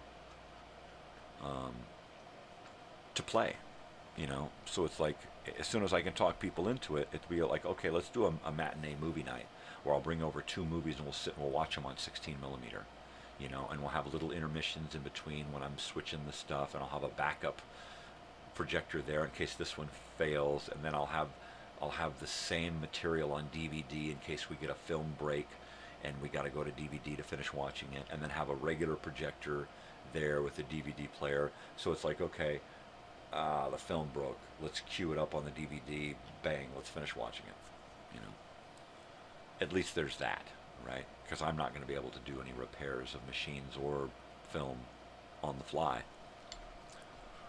I'm just not that guy.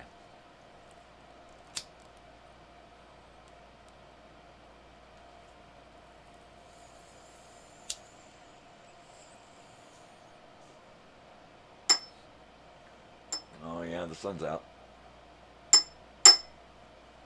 It's out, baby. 6 in the a.m. Yep. Yeah. So let's see, a week from Sunday, a week from this Sunday, I'm going to Inglewood to take the girls to the Forum so they can go see Niall Horan. If it was just my daughter and maybe one other friend, I'd probably go into the show. We have Niall Horan's solo album. It's pretty good, you know. Not too bad for one of them One Direction guys. No, I kid. These, you know, some of these new groups, they're not new, but some of these, you know, guys are, they're all right stuff, you know. Not too shabby. In fact, I just dug out a bunch of new records that I've got that I haven't opened yet. And I'm like, oh yeah, that's right. I haven't opened any of these records. I've been kind of saving them to do video projects. You know, here's a new album. Have you checked this out yet? Hey, let's look at, you know, one of those type of shows. And I just haven't had the time. So maybe I'll produce some stuff while I'm off, and then as soon as I get back to where I feel comfortable talking again on camera, then I'll do some more video projects. You know, my intention is to make my weekly programming and my live shows so manageable that they pretty much take care of themselves a couple hours a day. I'm on here, I get done here, I create and upload and do some things, and then by the end of the week I'm ready for the next week, but I get the weekend to then work on my own things. That's kind of what I'm aiming toward, is having that time to myself again. You know, I don't need to upload all of these things onto my channel, but I want to, because they say something about, once again, who I am and why I am who I am. I gotta warm this up. I gotta do it. Just stay there. I'll be right back. I'm not going nowhere.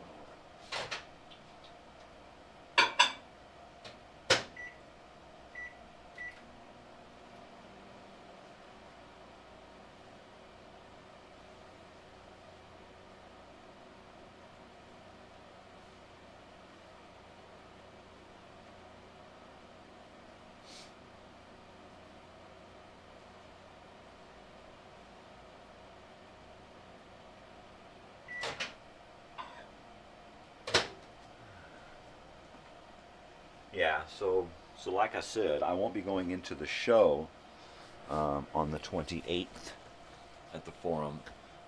I'll probably just throw a air mattress into the back and chill out, you know, and try and rest up for the ride back, and the fact that Monday morning, the next morning, I'm going to be here after being awake until 3, right? Because I'm going to have to drop kids off along the way. So there, or I'm going to have to drop somebody off at, one place, drop a couple people off, and then somebody's going to have to go home from there, and then we'll have to go home from there. So it's going to be a long one. So yeah, a week from Monday, a week from this coming Monday, I'm going to be beat to shit, but it should be a fun show if I can be awake enough. Hopefully I can get some more in and out memorabilia type stuff. What I want to do is I want to try to talk them out of some of their paper items. Okay, like, can I get a couple of placemats? And can I get the little placemats that you put in the red trays? I like those. Those are cute. I can use them on my desk as a mouse pad, right? Hats, paper hats. French fry holders, the little French fry tubs. Can I get a couple of those French fry tubs there, please? So we can split them up. We want to split up the fries, and kind of portion it out for the kids. Can we do that? We're going to get 2 fries. We want to have it. Can we get 2? And then I'll just take them and stash them away. Put them in my little In-N-Out collection. Because their graphics, their stuff hasn't changed, right? It just hasn't changed. And it's, I like the whole palm tree thing, So I want to get some more of that paper stuff. You can't get free cups because, of course, they're free refills, so they can't just give you a cup, right? So I got to take my cup and then, dump it and get home and rinse it and dry it and set it aside. And then I got a cup. So I got to, figure out what the little ketchup, squishy ketchup paper things. I need to grab a little stack of those, a couple straws, some napkins. I want to have a full collection of an In-N-Out thing. I don't know why. Honestly, I don't know why. It's just one of those compulsion things that I got to do, right? And because we go there so often now, it's like, okay, what am I going to get this time? Give me a couple of these and a couple of those. Can I get another hat? I want to wear a hat home. I need to get me a pair of socks, right? I've got a really cool black t-shirt, but I'd like to get some of the other t-shirts, which of course means I got to go to the website and look there and shop there. Stickers and magnets. Ooh, stickers. See, next time I'll see if they have any In-N-Out Urge stickers. That's cool. That's cute. And whatever they give away to the kids, a little coloring thing, a couple of crayons or whatever. I'm in for that too. And it just means that I'll at some point create a little display in one of my glass front cabinets, and one shelf will be devoted to In-N-Out. And don't ask me why. Don't ask me why I am compelled to do these things and collect these silly little things. I don't know. My daughter's like, you saved the cup too? And yeah. Weirdo. Hey, that's me. Totally. Yeah, it's me. It's totally me. Yeah. Right now, about the middle of my morning, I've been up since 3:30. And I'm starting to get a little lightheaded, dizzy giddiness, and I start feeling like, man, I could just go right back to sleep right now, But that's what happens, when you don't sleep regular sleep. You can wake up and be totally up and ready to go, and then if you don't get up and get ready and go, and you don't do anything, it's like, yeah, I could just go right back to sleep. Jeez, I'm so tired. Yeah, boredom will make you so freaking sleepy. Even if you just got 10 hours sleep, you get up, you're up for 2 hours, and then you go to court, and you're sitting there, and it's like, man, I could go to sleep for days right now. Hey, wake up, it's time to go into court. Oh, man, I don't want jury duty. Oh, now that I say that, I'll get the jury duty summons in the mail in a week. The last time I went, I did not want to be there. I was in tremendous amounts of pain.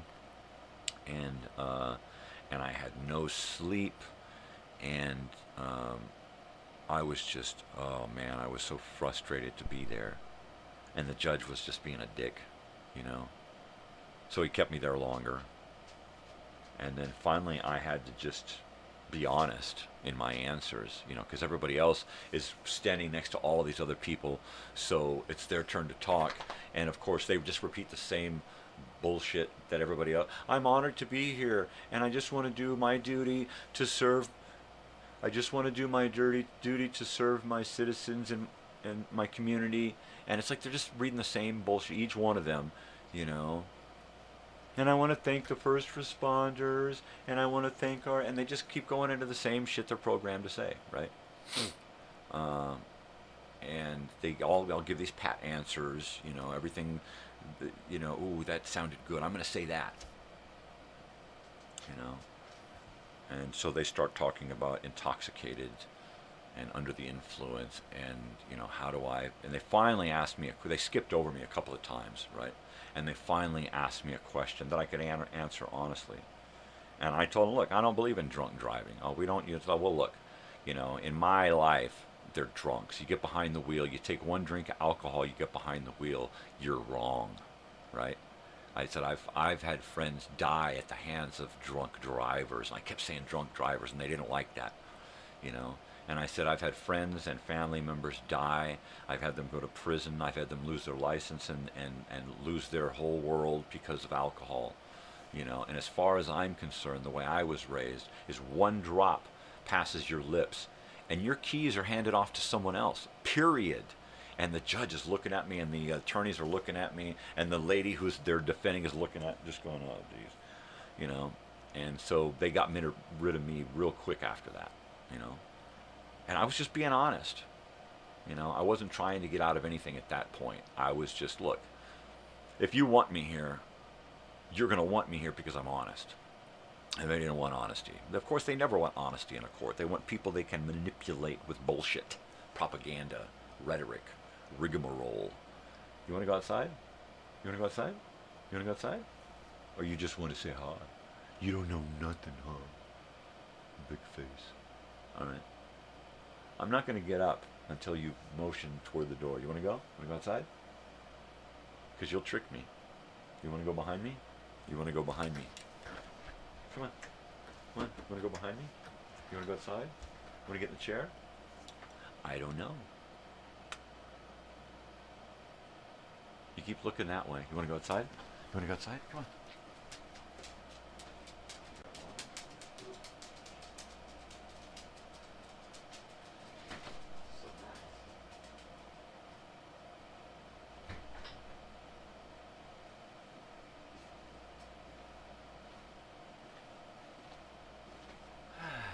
It's so nice, the name of it twice. Okay, there you go. Rigmarole. That's what it's all about. They're rolling your riggers. Rolling. So, yeah, no, next week's already programmed. And I just have to create the program guide. The following week is what I'm creating videos for. And I will be creating those videos at the end of this week, and hopefully having them, most of the radio shows loaded by the end of the week. And then I've just got to pick out a half dozen or so TV and movie things. The TV stuff I've already got Nova in search of, and that's incredible. So I just need to pick out some old educational films to watch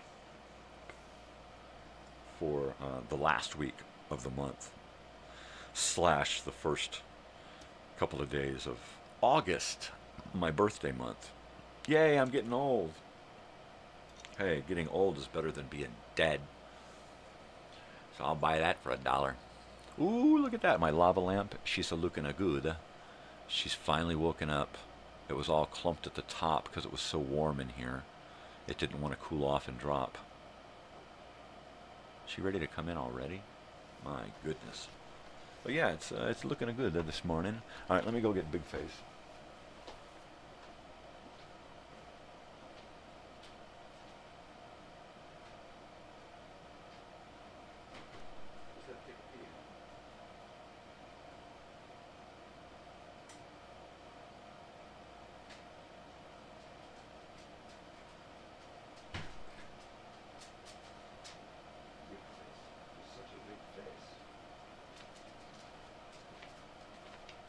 Okay, who can tell me what character on what show had a girlfriend with a big face that we never saw?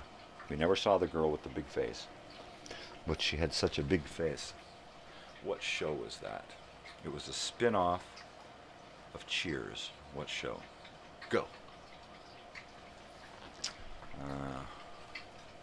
What was the actor's name who did that character, or the character's name on that show, and what was that show's name? His girlfriend had such a big face.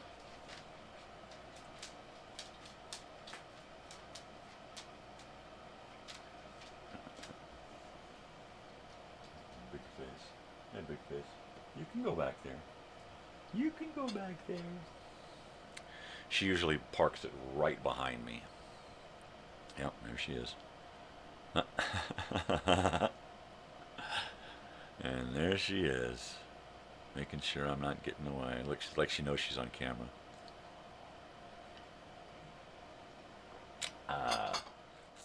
That's my big face. That's you, big face. Hi. Big face. That's her. That's my girl. That's my girl, headed off to her bed now. Big bed. Big face and a big bed.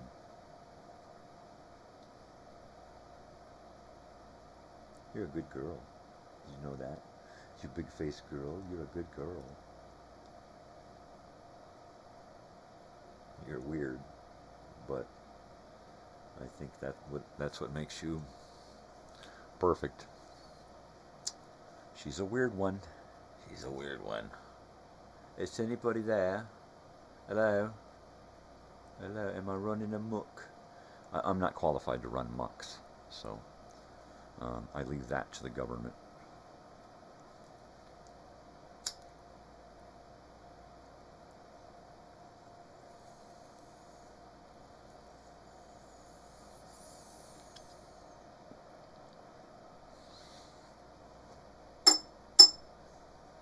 That guy's bald. Why doesn't he wear a hat?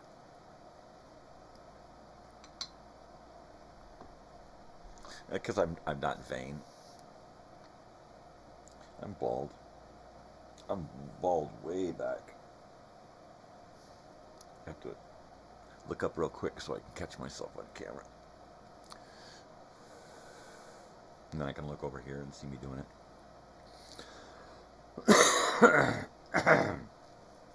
No, I don't wear hats because it's morning time. Who gets up in the morning and puts on a hat? I mean, besides a cowboy or somebody who's vain, right? I gotta cover up my baldness. Like I give a shit. The only time I cover up my baldness is when I'm pretty much going outside, right? It's either to keep the sun off of my head or to keep the sweat out of my eyes, the sun out of my eyes. That's it. Otherwise, what do I care? I don't have to look at me. If you got a problem looking at my bald head, ooh, what a bummer for you. Because I don't give a shit. What do I care? No, really. I earned my baldness. The world is what did this to me. All you crazy weirdos out there, not weird, but crazy weird. I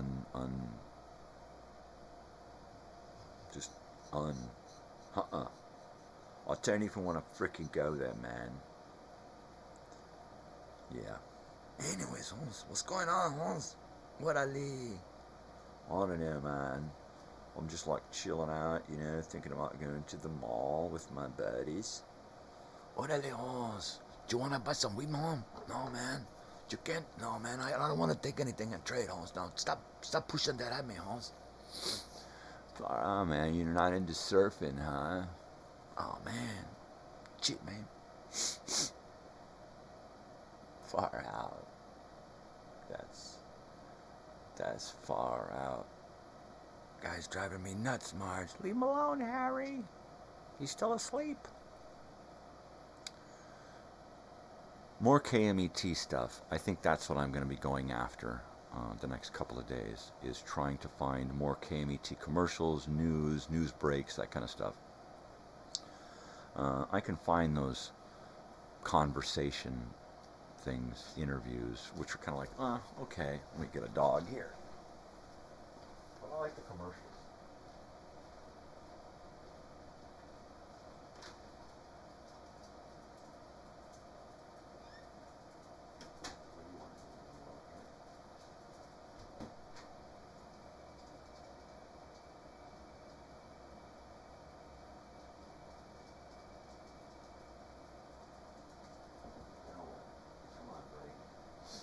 Come on in here with me. Come on in here. Come on. Come on. Up here. Alright. There's your chair. If you want to be on the show, I'll bring it over. Sam. Huh? Come on. Sam. Man, Sam. Alright, here's a... There you go. There you go. Right here. Come on. Come on. You want to go back to bed? Is that it? You want to go to bed? Where do you want to go to bed? With Mom or with Natalia? You want to go with Natalia? It's crowded in there. Charlie's still here. It's crowded. You want to go? Where do you want to go? Let me know where you want to go.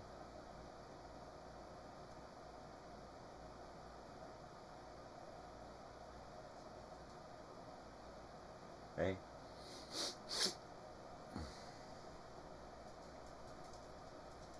You don't know. You don't know from nothing, man. All right, water. That's a good start. Get some water and then pick a bedroom. Have you been out yet? All right, big face. She's so sleepy.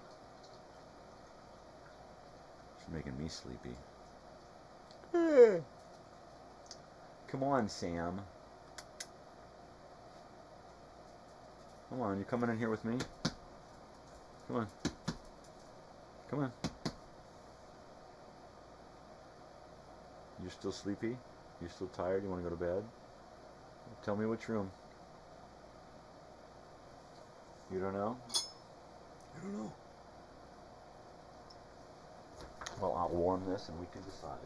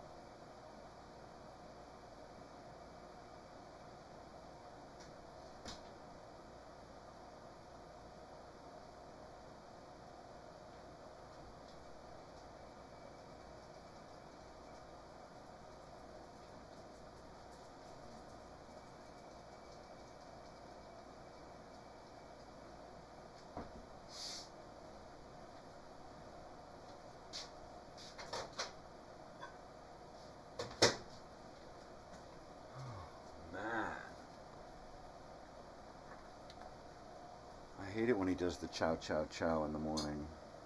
In the door, out the door, in the door, out the door, in the door, out the door. No wedging. Yeah, it makes me crazy. That's my job. In the mornings, most of the day, I'm doorman. Doorman or MacGyver or Super Dad or the Encyclopedia. I love that one, being the Encyclopedia in the house. Yeah. Hey, Dad, what does this mean? Hey, Dad, what's this about? Honey, what is this for? Honey, explain this to me. I am not a know-it-all, man. I'm not. Sometimes I feel like people think I am. I don't know everything. I don't know half of everything.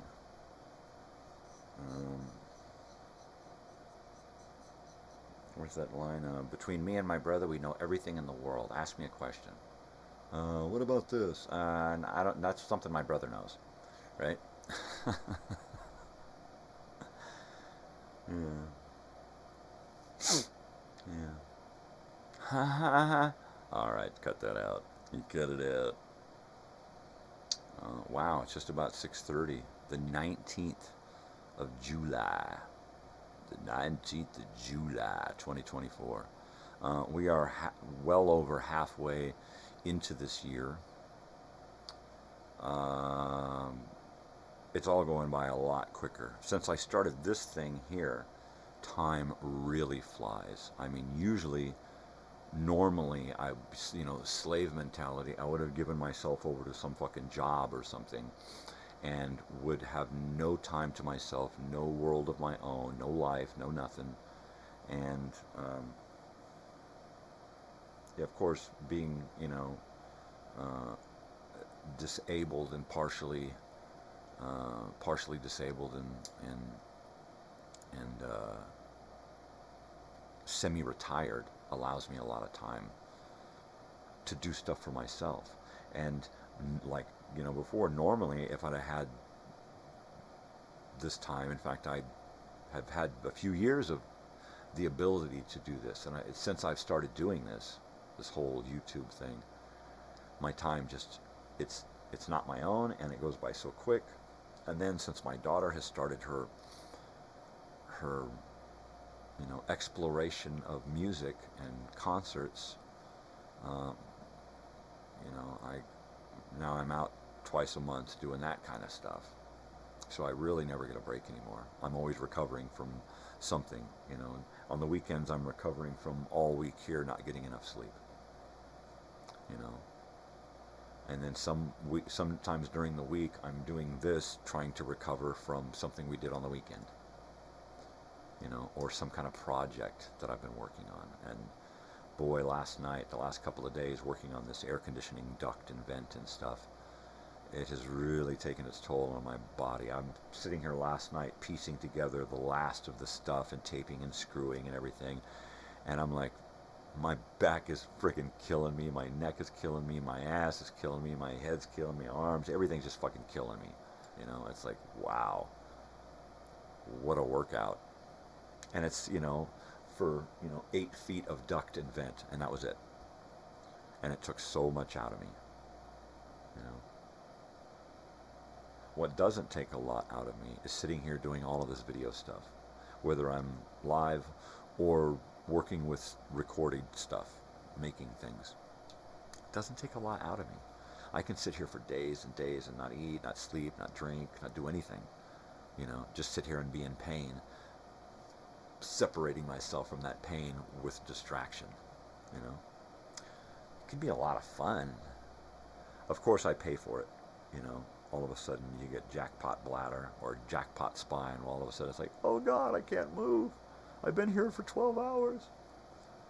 So that's when I decided to come up with some kind of schedule where, all right, look, I'm going to do my morning show, do an hour or two of work, and then take a break, take a nap, relax, or go out and do something, work, a project. And then in the evening, come back, do my evening show. And then either before the evening show or after the evening show or both, do a little research and a little downloading and some creating or uploading, right? So I've always got something going on. Even if I'm not here, it's like, all right, I left the computer alone. It's going to be 2 hours saving that project. Let's go do something. Or I'm going to just fucking take a nap, right? Yeah.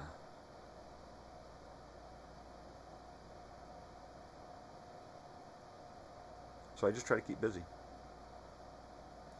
Just chase those demons away, deal with the ones you can deal with. Chase the rest away back into the darkness. Back into the darkness, Wow, my neck all of a sudden just decided to say, hey, remember me? Oh.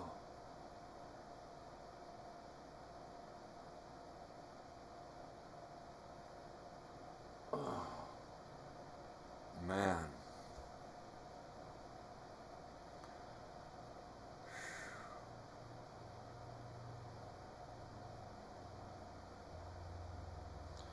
Yeah, sometimes this pain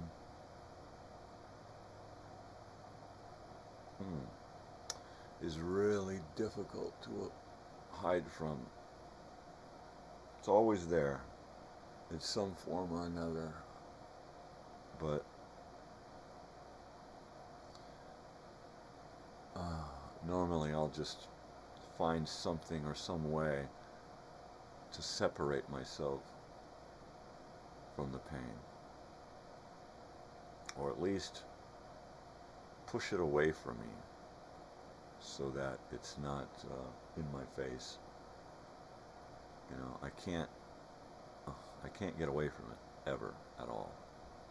All I can do is just try to manage it and find ways to avoid being in constant communication with it. I need to send it into a corner. Go into the corner and stand there for a while, and when you feel like behaving and being, you know, manageable again, then come back. And then sometimes it means taking a nap. And right now, the pain just got so overwhelming in my neck and spine that my eyes are really, really heavy. That's one of my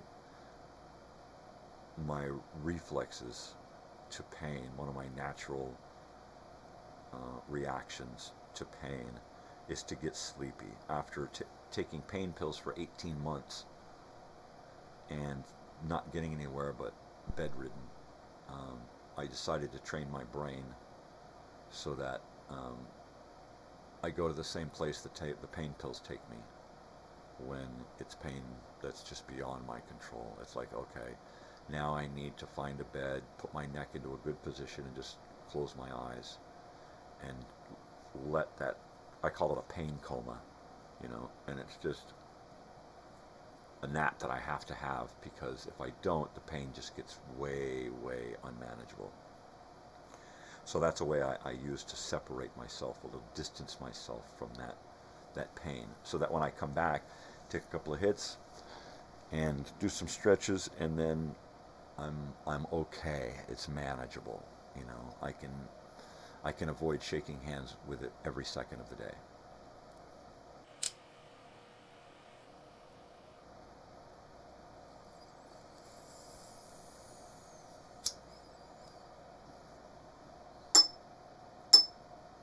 It wasn't always like that. The first few years of the pain was unrelenting, and I couldn't deal with it, and it frustrated me, and I would just scream in rage when I would try to do something, and the pain would get me, and there's nothing you can do about it except be in pain. And I used to just scream and cry and rage over it, you know. There's nothing I could do. And then I started going to school out of the college to try to rehabilitate my back, because I had to get off of pain pills and I needed to get out and do something, but I couldn't do anything. I was friggin' bedridden. So I got a little book bag with wheels, and I would just go to the campus and do 4 classes a semester, go full time, but I wouldn't do anything else. That was it. That was my life. That was my rehabilitation for 2.5 years, full time. That's all I did. I did a full-time summer once too, out at the same college that my daughter just graduated from. And I went there 10 years before her. So, you know, I rehabilitated, but at the same time I had to train my body and my mind to react differently to pain. And I did a pretty good job, you know. Even just thinking about sleep and thinking about managing my pain has helped me to kind of center myself and push that pain aside a little, you know. But for the most part, it's always there. It's unrelenting. Never wants to go away. I have really good movement, right, with my neck and back and stuff. I can bend over and put my hands flat on the ground with straight knees, right? I got really good movement. I can turn my neck as far as normal, you know. It just hurts like hell when I do all these things. You know, I can still do it, but the pain just goes off the scales. So I still do it. I still do all of that bending and moving and stretching and turning and stuff. I have to. I got to work. I don't work a lot. I'm semi-retired, but I do work. I just try to work at a job that means that a job that allows me to not have to work all the time, right? A job that pays good, that's easy. Cleaning house, that's a good pay and it's easy. So I do that. I don't have to clean house all the time. I haven't cleaned house since last weekend. I may or may not clean house this weekend because it's a slow period. It gets too hot, nobody wants to come to the desert. At least right at first, you know, and then it's like, oh, fuck it, it's hot everywhere, let's just go. It's a dry heat at least. Yeah, not the last couple of days, but it's humid as hell. I've been sweating bullets as soon as I open the door and walk out. But don't go out. Exactly. Oh, last night, after the show, my wife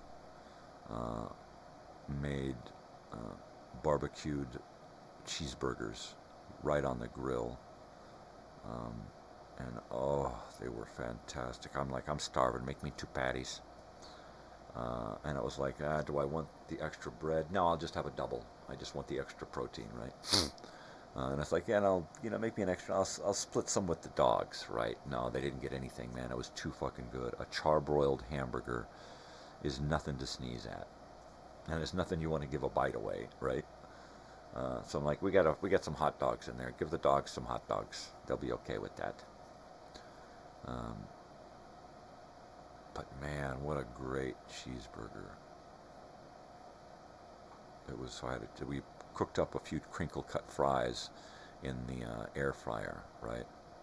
I only had like 5 fries. The burger was so good. I didn't want to take away from the taste of the burger with a French fry and ketchup. So I was like, honey, you want the rest of my fries? I just, you know, the Coke and the burger is like perfect combination right now. The perfect meat and cheese to bun ratio, and it's like, you know, she's got like lettuce and tomatoes and everything, and it's a big, and I got just meat and cheese and a little bit of mayo and a little bit of mustard, and that's it, you know, a little ketchup, you know, just a plain double cheeseburger.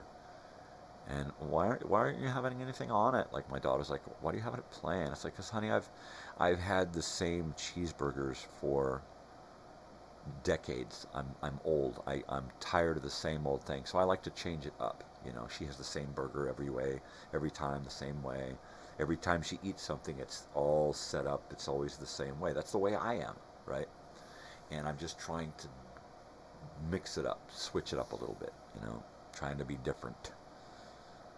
Mainly it's because of my taste buds got screwed up because of a sinus infection and COVID and stuff.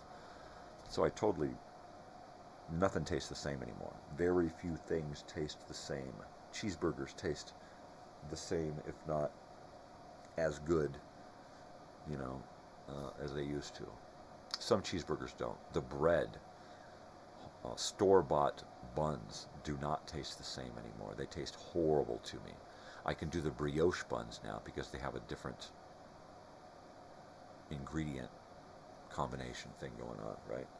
So the brioche buns are just different enough that I could still enjoy cheeseburger buns. I'm going to have to look into I just told my wife, we're going to have to look into a bakery at one of the stores that does a good bun fresh, you know. Or let's get some bun pans and use the bread maker to make the dough and create our own little hamburger buns when we do hamburgers and make some cool little artisan burgers, right? Well, that sounds cool. So I gotta, you know, and I gotta keep eating foods that I've never eaten before. Foods that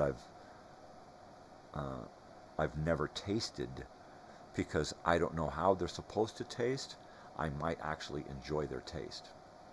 If it's something that I eat and expect to taste a certain way and it doesn't anymore, it's so frustrating that I don't even want to try to taste a lot of foods. It's like, no, I don't even want to, no.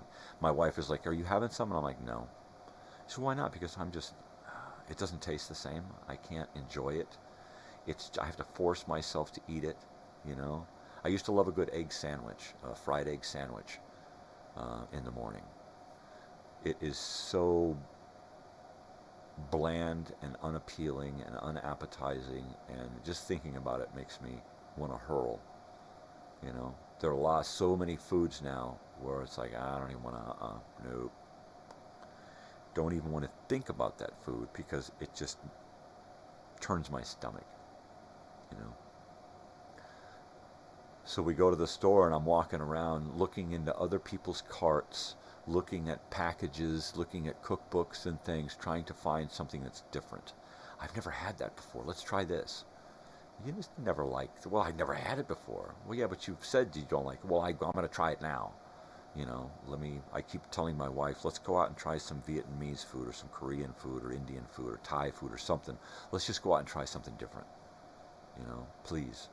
I need different. I can't go to my grave eating the same crap. You know, it's like her father said toward the end of his life. He's in his 80s, right? And he's like, I don't want to eat that. And he has dementia, and he has all kinds of issues with Alzheimer's, and he's kind of totally like living the life of a kid at that point, right? I don't want to eat it. No, leave me alone. No. You know, he's kind of like at that point. And why don't you want to eat? And he's like, because I've eaten beans and rice and stuff. I've eaten the same thing my whole life, and I don't want to eat anymore. I want to eat something different. I want to eat food that I enjoy, food that I love to taste. That's what I want to eat. Give me these shrimp tacos, or give me this, give me, these things that normally he's like, not eating. And it's mainly because we can't get it. We can't afford it. We can't do that all the time, or it's just not in the menu, right? And I totally get it. I totally get that view of food. It's like, I need something different, I can't just keep eating the same shit all the time.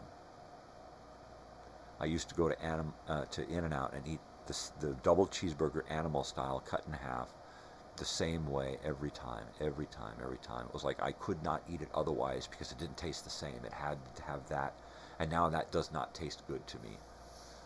I still like the taste of their tomatoes and their lettuce and stuff, and I can eat it on the side, but I can't eat it in the burger anymore.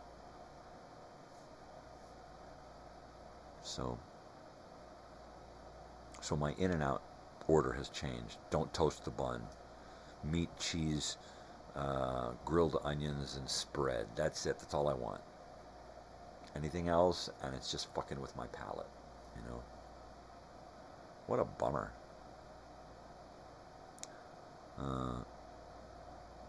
So it's like, okay, well, I know there are certain things that are always going to taste the same, and certain things that are never going to taste the same, and I'm screwed, I'm burnt, right? I brought home stuff to make spaghetti. A good spaghetti sauce, a little bit of ground beef, and some mushrooms, a lot of mushrooms, and just make a big pot of spaghetti mixed together, spaghetti sauce, everything all mixed together.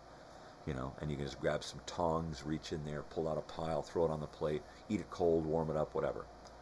That still tastes the same. I can still taste that and think back to my grandmother making pots of spaghetti, being at Andy's house in the 80s, late at night, and eating cold spaghetti right out of the fridge. He'd bring a pot of spaghetti out and set it out there, and we'd all just sit around it and devour it until it was gone. Big pot of cold spaghetti in the fridge. So I'm going to put something like that together. I told my wife, you know what, why don't you make some fried chicken? Your fried chicken's really good. I still like the taste of that. I can enjoy that. And the way she makes it, it's not like a bucket of fried chicken with legs and wings and stuff. It's boneless, skinless. It's really crispy and crunchy on the outside, and really tender and juicy on the inside. But she takes breasts and bangs them out flat and thin so that the leftover chicken, fried chicken, can actually be reheated in the air fryer the next day and made into a sandwich, a really good chicken sandwich, or have just leftovers, fried chicken. It's like, okay, do that. I can enjoy it at least one night, and then you and the kids will definitely eat it the next day. I try not to do leftovers anymore unless it's something that I intentionally make extra of, like spaghetti, chili, beef stew. I'll intentionally make a big pot of it so that I've got some to put in the freezer or eat for the next day or so. The chili, I love to make a big giant pot of chili and then freeze a cup and a half into a Ziploc baggie and put a bunch of baggies into a big baggie and freeze them, right? take that thing out, thaw it out, heat it up, make a little batch of biscuits. I'm in heaven. I'm in heaven. Homemade chili is to die for. At least my homemade chili is. I can eat that stuff. Take bowls over to the neighbor, and he's like, "Oh man, I've been waiting for this." You know, that's the shit right there. Chili. Or beef stew. I'm hoping Charlie's still here when I do the beef stew. Because that's, I mean, Dinty Mo ain't got nothing on my stew. I mean, I make hearty beef stew that is the way beef stew, big chunks of potatoes and carrots and roasted corn and celery, and I'll take, like this time we're going to do a London broil, and I'll cube it up into these little perfect bite-sized pieces so you can pick up the perfect ratio of meat and vegetables and sauce in one spoonful. That's the way it's got to be, right? You have just enough in every spoonful throughout the whole pot. So I make it like that. Now the meat's got to be smaller. It's got to be, everything has to be the right. The potatoes a little bigger. The meat a little smaller. Carrots have, you know, you can't cook the carrots too much. They've got to have a little bit of crisp to them in the end. You know, the celery's got to go in right at the end. The carrots have to go in just before that. You know, potatoes go in first, so they're firm. But as soon as you bite into the potato, it turns into like mashed potatoes. That's the perfect potato in stew.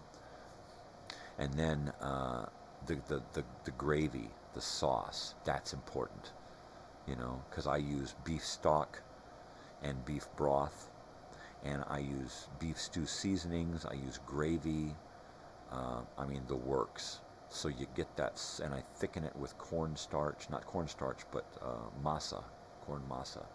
So it doesn't get a translucent, it gets a thick brown, you know. You got to use a little Worcestershire sauce, you got to have onions. I mean, it's, to me, beef stew is an art, right? I've been doing beef stew since I was in my 20s, and I used to do it on a campfire when we didn't have a home. We lived in a bus or a motorhome or a van or something, you know. And living with my father, I started creating beef stew, and I just started, you know, okay, look, this is what beef stew is, this is what it tastes like, how do I get there? And then I would say, okay, this is my take on it. That's horrible. So let me look at these recipes, let me look at these other ingredients, and let me try it again. Hey, that's not too bad. Okay, let me tweak it this way and this way and this way. And now I've got it down to a science. I mean, I'm in there, you know, half an hour, and my stew is my meat's rolling, potatoes are peeled, everything's, you know, ready to combine, and I let that meat simmer. I brown it, add some onions, a lot of butter, a little olive oil, let it brown, and then add beef stock and let it simmer for like 2 hours, right? So you pick up a piece of meat and you can just literally mush it, right? But it's still got some firmness. And then by the time that's done, my stew, my vegetables for the stew are about ready, you know, because I'll do my vegetables separately in water, right, and then combine the water, take the water out and combine the vegetables and the meat and sauce and stew and stuff and create it. So the vegetables still retain a lot of their vegetable flavor. The celery still tastes like celery, the carrots still taste like carrots, and when you got that going on right alongside the sauce and the meat and the corn and the onions and stuff, it's unfathomable. It's without fathom. It's just beautiful. It's a beautiful thing. I love stew. I love soups, bean soups and stews. You know, I just love to cook. I don't always get the opportunity to cook. Usually my body will say, "Get out of the kitchen, you idiot. You don't want to be in there. You can't even stand up to look for something to eat. You're going to cook nothing. Get out of there." Some mornings I'll get done with the show and I'll be like, "Wow, I feel like cooking." I'll get in there and make a big breakfast. Or I'll get up from a nap in the evening and just have all this energy to get into the kitchen and create. You know, but it don't happen too much anymore. But my wife, she's she pays so close attention to the recipes that I make and the stuff that I create, that she's like, okay, and what else do we need? And she'll like have it, you know, all the ingredients, you know, and then she'll pull it off. It's like, oh my God, you made that? Oh my gosh. So that's pretty cool. Knowing that these meals that we enjoy are still going to be around, you know, that's pretty cool. And that's one thing. We used to have a family menu. I've probably got it in one of my hard drive files. It was a family menu that we put together of dishes that we like to eat, so that when we're like, oh, what are we gonna do? We don't know what to eat. We could just look on that and go, ooh, we haven't had that in a while. Let's do that, you know, because sometimes you just can't think of something to eat, you know. Or we're going to the store to shop for a couple of days, and it's like, what are we gonna? I don't know. So we used to look at that list, that menu, and that menu has changed so much over the years. I mean, that was probably 8-10 years ago. Yeah, back when I was in college. So, you know, we need to update that and then have that kind of printed out and stuck to the fridge, you know, and then have a place where you can add, oh, we love that, you know, remember that, make that. And then you know what to shop for, you know. Honey, send me a photo of the menu and put your finger next to the thing you want me to make, you know, and then we'll shop for the ingredients. Kind of like that, and then we can say, okay, look, there's that other dish. Let's get the stuff for that dish. You know, I think my wife's going out today, and she's going to bring back stuff for beef stew. So tonight we're making spaghetti that we'll probably eat into tomorrow. Well, the house population is a little bit bigger, so it'll probably go pretty quick. I expect to have spaghetti tonight, and maybe a little spaghetti tomorrow before it's gone. I don't want to make too much because I want to make beef stew by Sunday. Make a big pot of beef stew for Sunday dinner. So I got to thaw out that London broil. We try to pick up meat when we see a good price on meat. We'll pick up a bunch of meat, stick it in the freezer, and then when the price of meat increases, then we're pulling stuff out of the freezer rather than, it's like, you know, we got a piece of meat home. Let's just do that instead. So we try to keep a couple of whole chickens, a couple of chunks of beef, a little bit of pork, maybe some fish, and try to keep that stuff in the freezer for any old time. I gotta warm this up so I can enjoy that hit.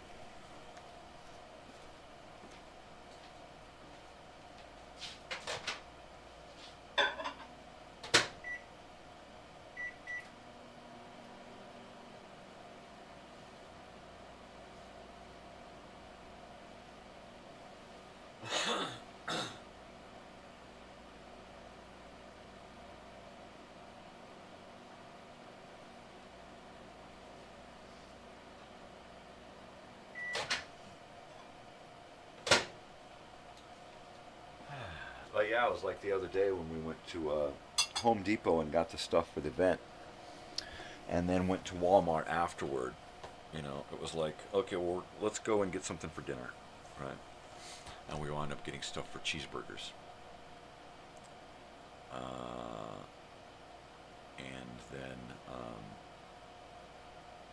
it was like, okay, we need to get something for a couple of days so we're not, you know, having to go out and do serious shopping every day. It's like, okay, we got to go out and get dinner and this and that. So I try to cover as many bases as possible when we go out, so it's less likely that we're going to have to go back out again. Because it's getting hot. Price of gas, all that crap. You know what I'm saying. Oh, that's good. So we're walking around the store, and my wife's getting water out of the vending machine there. And it's just trickling. So it's like, all right, I'm going to walk around and look into people's carts and look at labels and packages and meat and vegetable and try to come up with something. You know.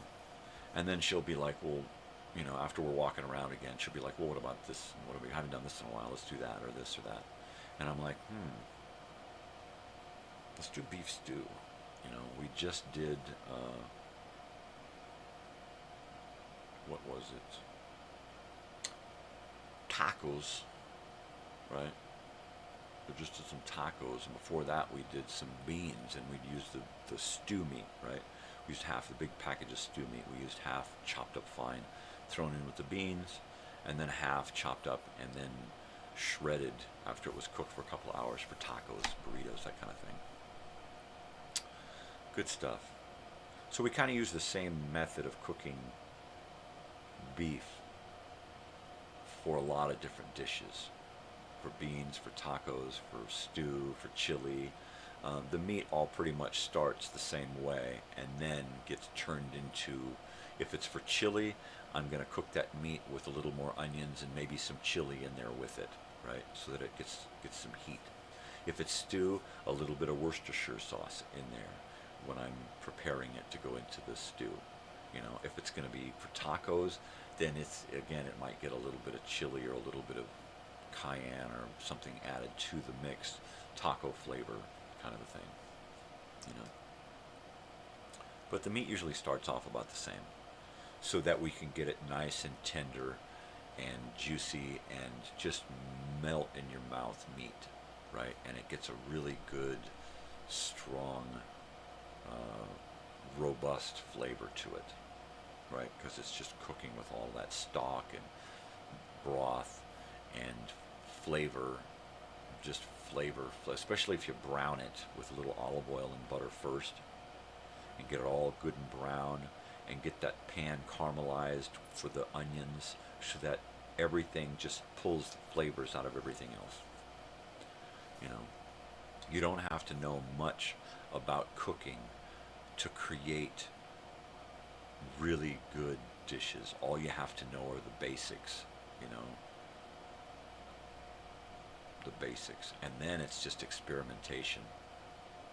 You know, pick up a cookbook, watch a video, look over somebody's shoulders, you know, whatever, eat something that's different and then dissect it piece by piece and then look for that and then find a recipe and then kind of engage your imagination and take it beyond the recipe and change it to suit you and your tastes. That's what I do. I have a ball, man.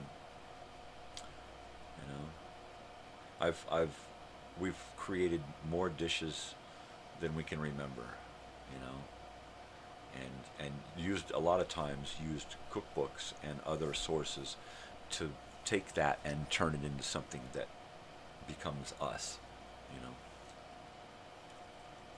Like I haven't done a lasagna in a while, and I do a different lasagna. It's not a really heavily tomatoey salsa. It's more of a cheesy sauce, right? It's almost, the sauce is almost white or pink because it's so cheesy, right? With spinach and basil and onions, and I prefer to use fresh tomato in it than sauce drowning it, right? A little bit of sauce, but only so much as to cover the meat and a little on the top. But the juiciness, I mean, really should come from the meat and the cheese, you know. See, now I want a good lasagna. But that's work, you know. I like to do my pasta. I like to boil my, some people like to put their hard pasta in and then bake it, and then it, with all of the liquid tomatoey stuff in there, it cooks the pasta. I don't like to do that because the pasta never gets cooked enough. It's always chewy or thick or something. So I like to boil the pasta ahead of time so it's loose and floppy, and then add sauce where the pasta is so that it still has the opportunity to get juicier. So that when you cut it with a fork and it just melts right through the lasagna and through the meat and the vegetables and everything. It just, you know, like a piece of cake, right? Pastel. Now there's another thing that's good, pastel. Not cake, but Mexican lasagna. That my wife called it pastel, and it was tortillas layered with meat and cheese and vegetables and stuff, right? Same thing, only with tortillas instead of pasta, and that's really good because it's like this. It's like almost like a Mexican taco salad slash enchilada slash lasagna. I mean, it's just so good, and it's really thick, and it's got these layers that are just, and you can layer it however you want. Yeah, let's do a bean layer this time, and then a meat layer with veggies and chili, and yeah, pastel. I don't know what it's really called. Maybe that's what it's called. Pastel de qué? I don't know. It ain't your normal cake. More like a lasagna, but it's really good. Our sister made that once, Isabel, when we were over at her place. Really cool. So I love to try, and then we've had it at home a couple of times. Like, honey, make that. I don't know how. What would you call and get the recipe, or look it up. So now she'll be like, she's always looking up recipe. I'll hear her in the kitchen, and it's like, what are you doing? Oh, watching a video. She'll watch a video on a specific video to get her through a certain part of a dish that she's been making for a while. Like for my daughter's graduation party, she did suizas, which are these green sauce chicken and cheese enchilada concoction thing that she found. Really good stuff, just to die for. And she was really smart in making it, that she just went to the store and got 2 whole roasted chickens, brought them back, boned them, had all of this chicken meat, and then created the enchiladas out of that. Bada bing, right? And so she cut out half of and the chicken she got was the perfect roasted freaking chicken. So it was just falling apart, falling off the bone meat that was just, once again, she made another meal that was to die for. Yeah. It really makes getting old and infirmed really easy, She makes such great food.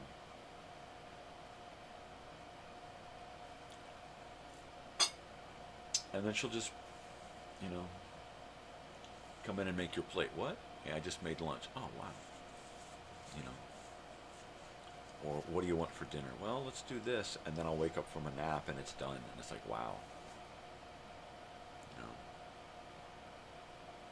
I got done with my show last night, went into the kitchen and started helping with the cheeseburgers, and she pretty much had it under control. Went out, cooked the cheeseburgers, brought them in. So my daughter and I just did buns and chopped veggies and stuff. Yeah, normal family stuff, And we still got Charlie around for another week or so. So that's cool. That's fun. It's nice having a little extended family around. And then, of course, a week from Sunday, I get to go out and spend the evening hanging out with the girls and doing the whole concert thing. I'm really looking forward to getting in the back of the car and passing out. I mean, I'm looking forward to a middle of that day nap, because I'm not going to be in the car the whole time. I'm going to be at the Forum, right? I'm not going to be at the show, but at least I'll get to walk around, walk over to SoFi, check that out. The YouTube theater's right there. They're just building a new arena across the street from SoFi. So there's a lot going on right there. Lots of distractions from reality. So I'll be checking that out. But mostly I'll be laying down and getting a couple of hours snooze time, so that I got it together for the ride home. But mainly so that I've got a little more energy when I get here at 3 in the morning, and I'm like, well, in an hour I got to do the show, and I know if I lay down and close my eyes, I'm history. So the best thing to do would be to just get some coffee rolling, get into doing some video stuff, and get the show. Of course, more than likely, Monday Morning Blues, the first live stream of the week, will quite often fail, and I'll have technical difficulties. And if I wind up with technical difficulties on a day where I got no sleep, I'm fine with saying, all right, I'm calling in sick, goodbye. Forget about it, because I forgot about it. That's it. What are you going to do, sue me? Huh? What are you gonna, it's my show, man. If I want to call in sick, I can call in sick. I can do that. I hate to do that. I hate not being here when I want to be here. Especially if I'm like, all right, everything is ready to go live, and then it just says, all right. That's why I go live early. That's why at 4:20 I'm in here getting shit together, and by 4:30 I'm live. Whatever it's AM or PM. By 4:30 I try to get live. It's a long pre-show, but I need to know that my live stream is working, and I've got that half hour to get it right and share my link to the stream, right? And I can't do a live stream and then say, okay, it's working, and then cancel, and then start a new live stream at the show, because then people go, I don't know where to tune in. You know, of course, you go to my channel and it says live right there. But most people, you need to, you know, take them by the hand and lead them over and say, look, this is where I'm at. So every day, twice a day, I send a link to my Facebook. So anybody who is there and is following me on a timely basis, they see what's happening before it happens, or while it's happening, and can stop by and hang out. I still don't get a lot of people from Facebook stopping by and hanging out during the show. After the fact, I get comments, hey, right on, you did a show. But not a lot of people are stopping by and hanging out and chatting, which is kind of weird. I do have odd hours, though. 5 in the morning to 8 in the morning. People are busy during the week. 5 o'clock to 6 o'clock at night. People are busy.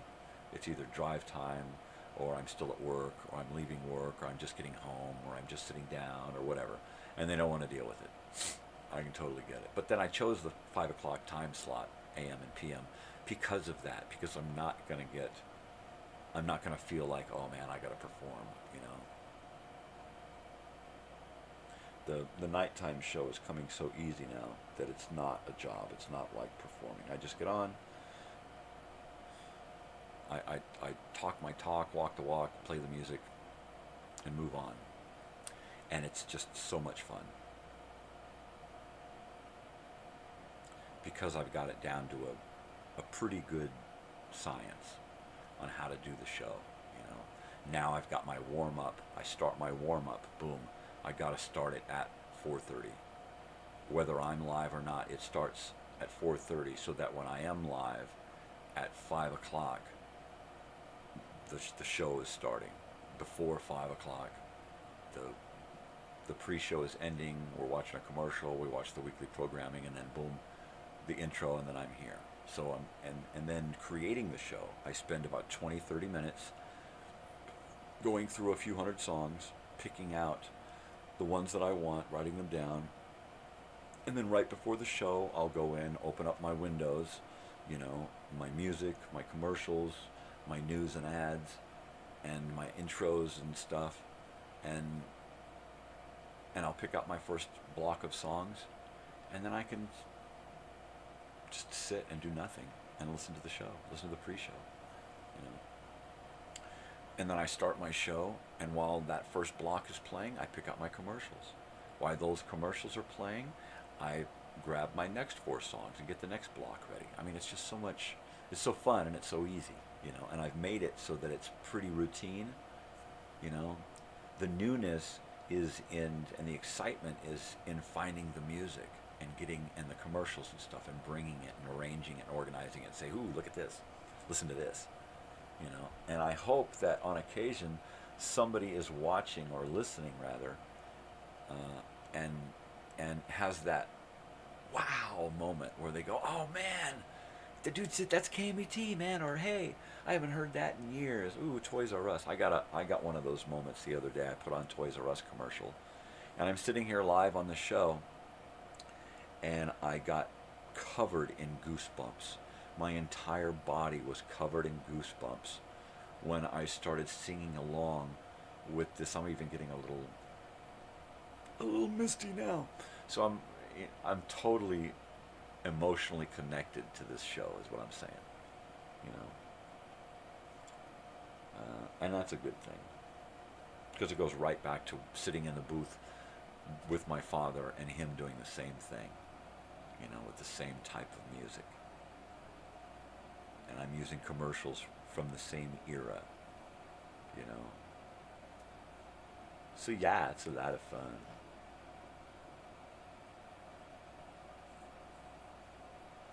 Alright, another comment, yeah.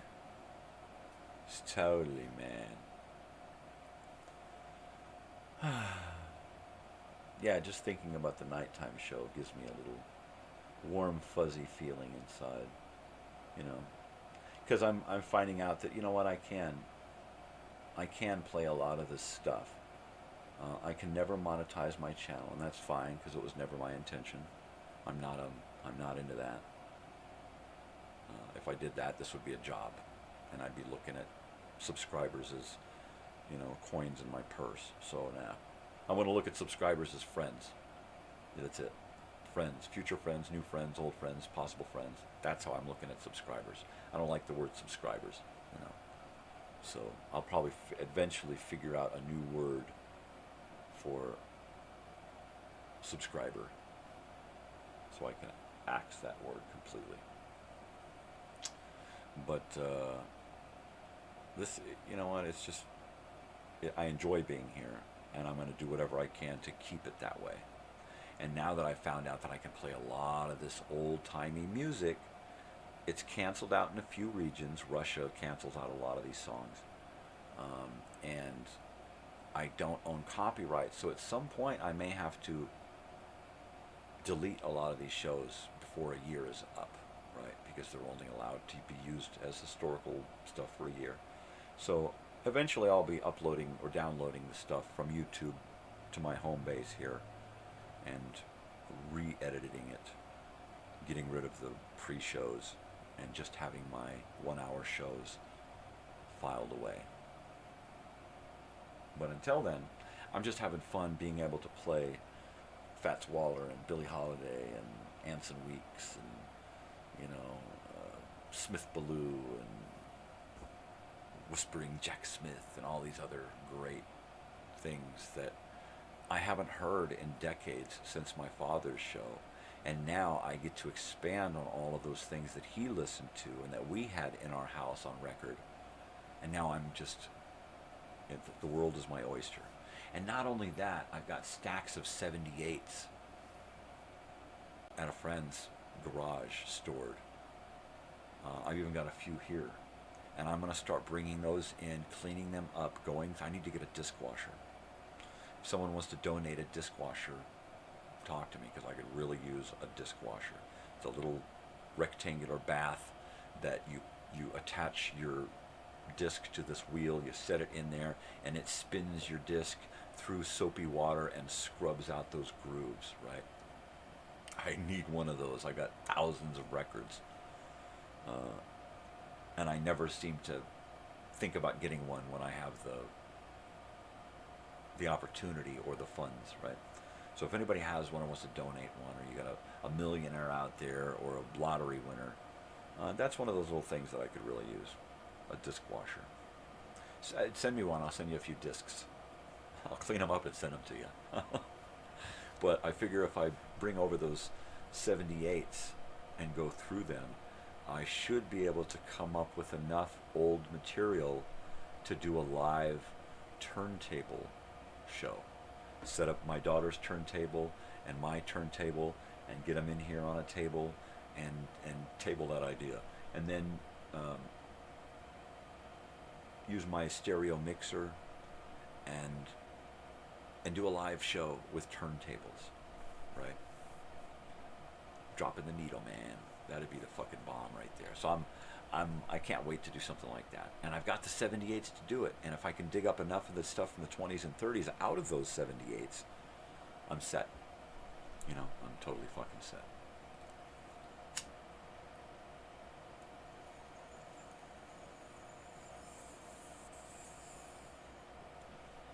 because I've got hundreds and hundreds of 45s, hundreds of 78s, thousands of LPs. So I could do the DJ thing easily. I wish I had a little transmitter, a little tower that I could just feed a couple of miles here, just feed town some audio, right? But of course, FAA, all that crap, I'd have to get a license and do all of the crap. So it's just, I always thought about doing that, a TV show, a TV station, a radio show, radio station. Because you could buy, you know, surplus crap and actually build these things. Pardon me. But it's, YouTube affords me the opportunity to do that and not have to do all of that technical crap, right? It's pretty easy doing it digitally. Now that I've got it worked out to a couple of cameras, couple of computers, and this digital video mixer here, ooh, these lights, that's the key component right there. That OBS program and that mixer. And that makes my show so much more manageable and so much more compelling and versatile. You know, I can do so much more now. I can pipe in cameras and graphics and videos and audios and all kinds of shit, you know. And it just bumps up the level of fun that I get to have, you know. It's like, wow, I can do live. That is so cool. Wait, I can upload videos. That is so cool. Wait, I can upload stuff that's not mine because nobody owns copyright on it or nobody cares. Okay, let's do that now. So, oh, I can do my own show. So now I'm like, what am I going to do now? What's going to be my next thing, right? It's probably going to be another live. It may involve recorded content. Like, I still want to do a Sunday show. I still want to do a Sunday morning show where I sit here doing a live show and just bring you shitloads of created content, right? And do live music and you know, have it kind of a combination of my morning shows and my evening shows and my video content that I create, and have it a combination of all of it in one show once a week, you know, where I can express yourself, where I can just do my thing, you know, do my thing. I gotta cross this thing off here because I uploaded that video. Express yourself. So that's what I'll be doing today, is I'll be just uploading more content for the week after next. Next week is in the can. It's uploaded. It's ready. It's there. You can see it. I'm going to put up a weekly programming guide for next week's programming, and then upload all of the following week's programming and get that in the can, and then create the Saturday that is ready before it goes out. I'll create a program guide for that and boost it, post it, boost it, whatever. Mainly I'm keeping busy. That's basically what all this is I'm keeping busy.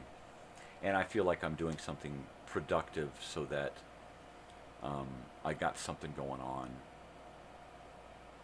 even after I'm gone. There'll still be something here. What I'd really like to do is have my YouTube channel set up so that I've got videos that premiere long after I'm gone, right? Have my daughter take over the channel, manage my channel, deal with comments and subscriptions and that kind of stuff, and every once in a while be responsible for posting something. But I will, you know, say, okay, look, if I could program 1 month at a time and upload a week at a time, why can't I program years out, right? And upload stuff that is going to premiere way down the road. What I always think back to is I was watching this commercial once. I was watching TV and this commercial came on. It's a black screen with a guy in a black shirt. And it was Yul Brynner. And it faded in, and there's Yul Brynner sitting there. And I'm thinking, well, wow, Yul Brynner's dead. And he says, if you're watching this, it's because I'm dead. And I thought, okay, well, I got that right. And he says, if you're watching this, it's because I'm dead. It's because I died of cancer from smoking cigarettes. And I'm like, whoa. And he's like, you should stop smoking cigarettes now because it's going to kill you.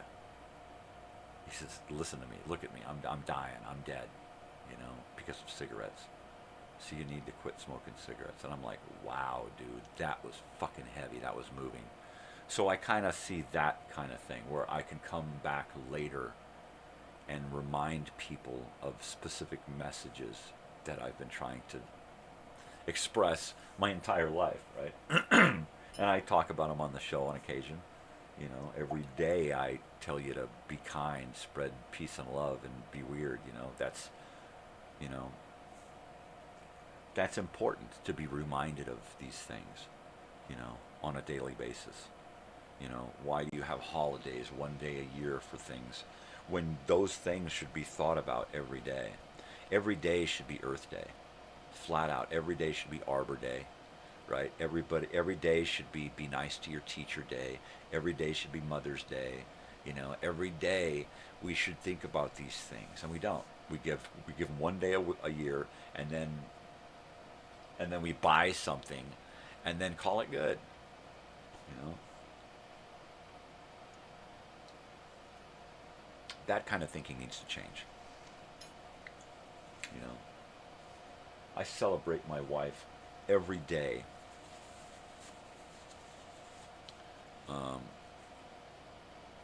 So that, you know, she knows. I know. You know, when her birthday comes along, it's like, yeah, you're getting older. You know, it's not like the one day or the second day or the third day a year that I celebrate. You know, it's like she gets our anniversary, she gets Christmas, she gets a birthday, she gets Valentine's Day. That's a lot, man. I'm putting out a lot of money paying for these gifts. No. You know, it's like my daughter. She never asks for anything on Christmas or her birthday, right? Because she knows that she don't have to wait for twice a year to get what she wants, right?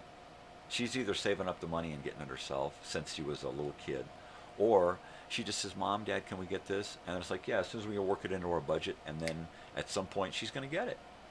You know, she's an only child. It's not like we've got, oh, you got to wait, your brother and sisters are ahead of you. You know, we got too much stuff going on, you're never going to get that, give it up.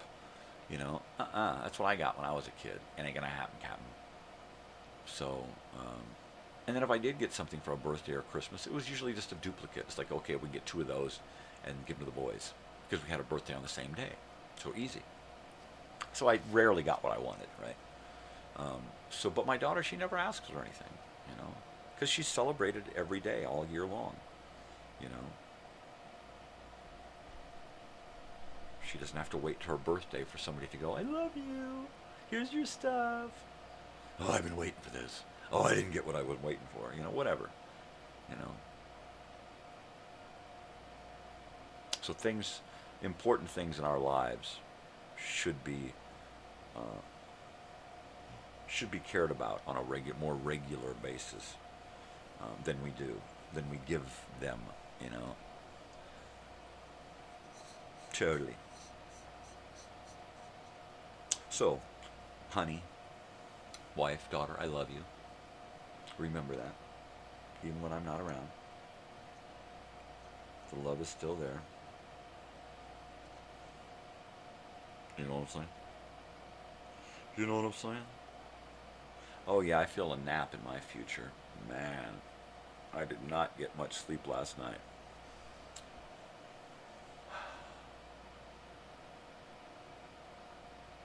And I like to sleep during the hottest part of the day, you know. Let's see. I think we're going to be moving stuff around. I think I'm going to get a 2-foot pipe to extend this duct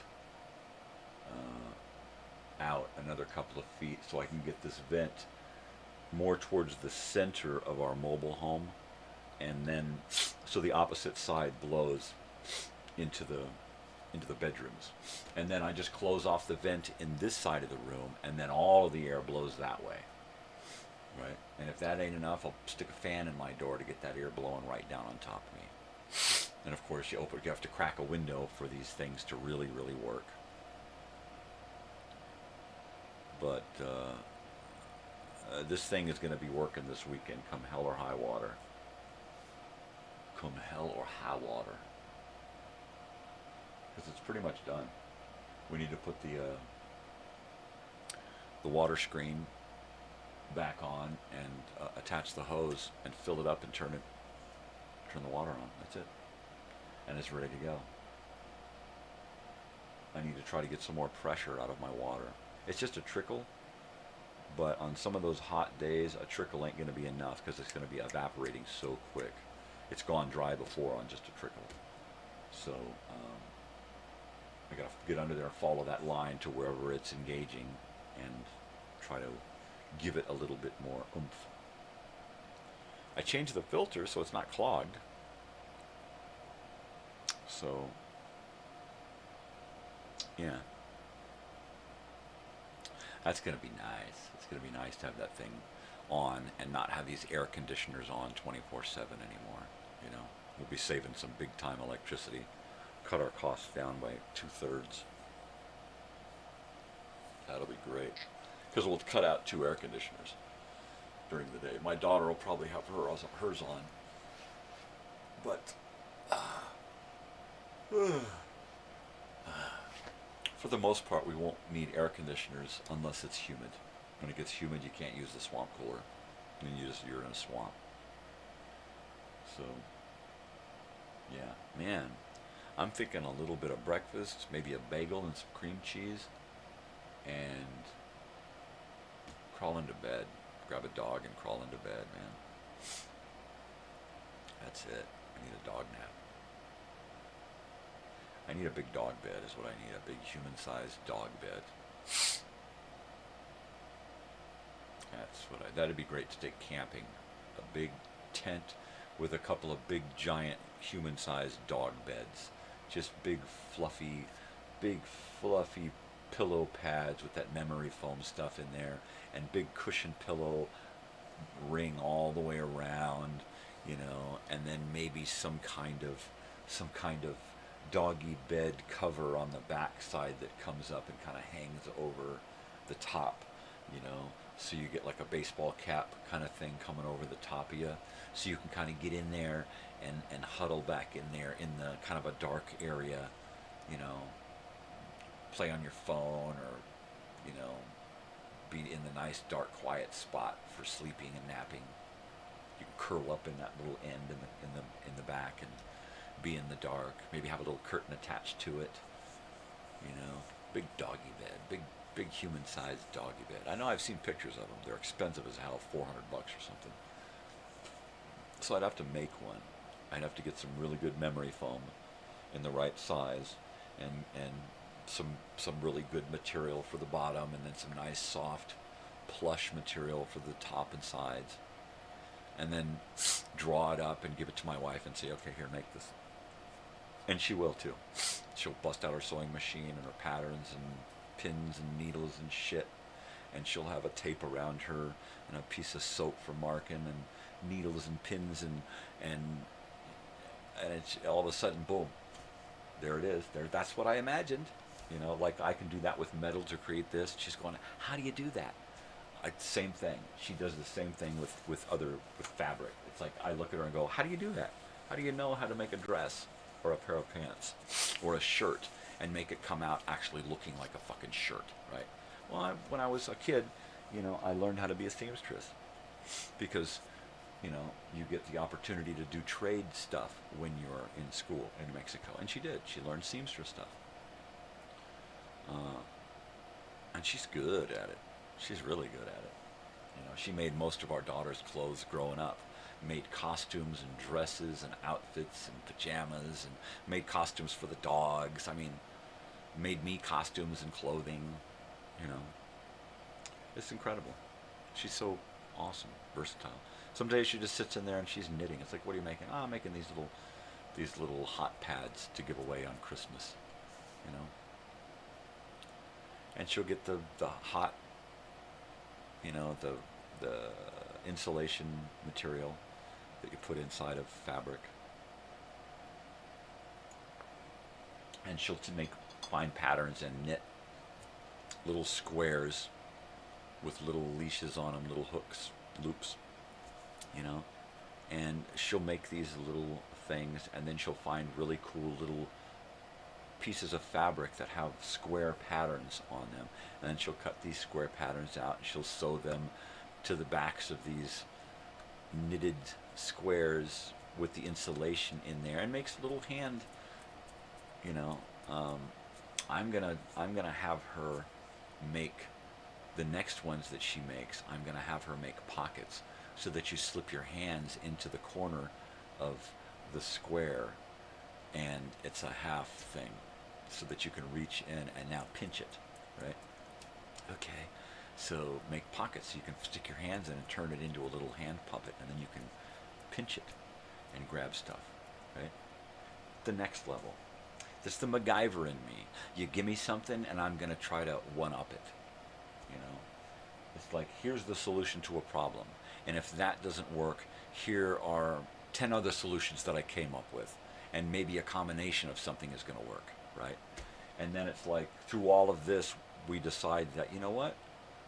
I just came up with the perfect idea. Let's do this instead. Oh, okay. You know, so I love that. Doing that MacGyver dance, you know. It's fucking awesome stuff. Oh, yeah. I am so wiped out. I want to do this. I want to do a Snoopy. I just want to sit on top of my house and snooze, take a nap, with Woodstock at my feet. Sam is my Woodstock. Well, so's Bessie. I can always count on one of these dogs to be right there, wherever I'm at, whatever I'm doing at home. You know, I don't like to take them out into the world. The world sucks, you know. So I just prefer to keep my dogs here at home safe. Every once in a while, we take them out to do their nails or something. In fact, we got to do that pretty soon before Oliver starts walking funny. His nails grow really quick. He's got little dainty toes. So if they grow too long, he'll start hobbling. So we're going to have to take him out and get him trimmed here soon.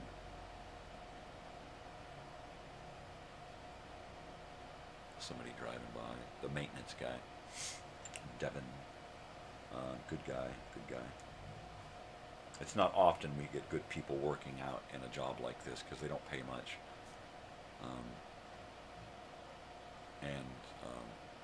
The work is hard, and it's out in the heat. And he's a really good guy and really, you know, positive, and he doesn't always know what he's doing, but he's always open to learning and changing, and, you know, he'll be doing something this way, and by the time he's done it a third time or something, he's got it right, and he's really doing it the right way now.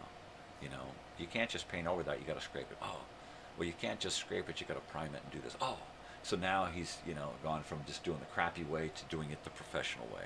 Everything he does, he kind of just learns along the way, you know. And that's cool. He'll never get paid for what he's worth. The world don't work that way. You know, slave lifestyle, slave labor. So that's unfortunate.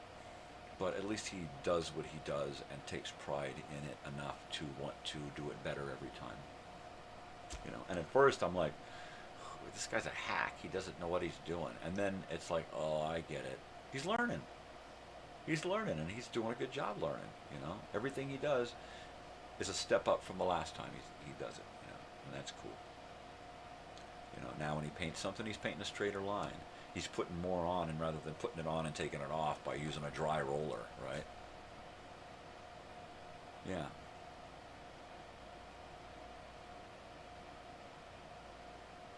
Yeah.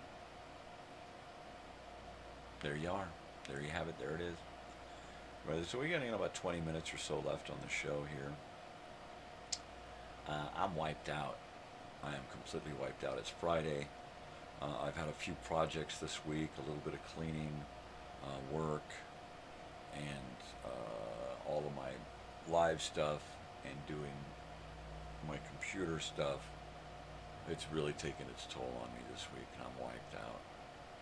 Now, next week, I'm going to really be taking it easy and trying to get my sleep schedule worked out so that Sunday, the day that I'm taking these kids to Inglewood, to the Forum, the night before, I kind of stay up a little bit late so that I sleep in until like noon, right? Because our usual time to leave is at about 2. And if I get up at noon, have a shower, have something to eat, or get something on the way, I'm usually ready to get out of the house and go to get some food, get some gas, get some people, and head out of town and be out of town by 2:30, right? And that's going to get us into where we need to be by 5 o'clock. 5 o'clock, merchandise is starting to open, and the lines are starting to form, and it's pretty much seating, right? You know where you're sitting. You don't have to rush in to get a good spot unless you're going to be on the floor.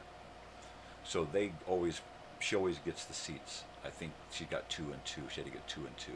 So 2 of them, it may be all of them sitting together, or it may be 2 over here and 2 over there, whatever. And they can mix it up too. They can totally mix it up. It's like, okay, we'll sit here for the opener, and then we'll mix it up for the, whatever.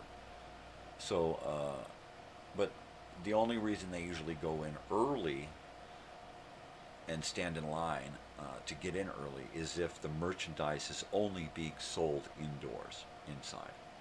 Usually at the Forum, they have a big couple of trailers outside, and they're selling merchandise outside.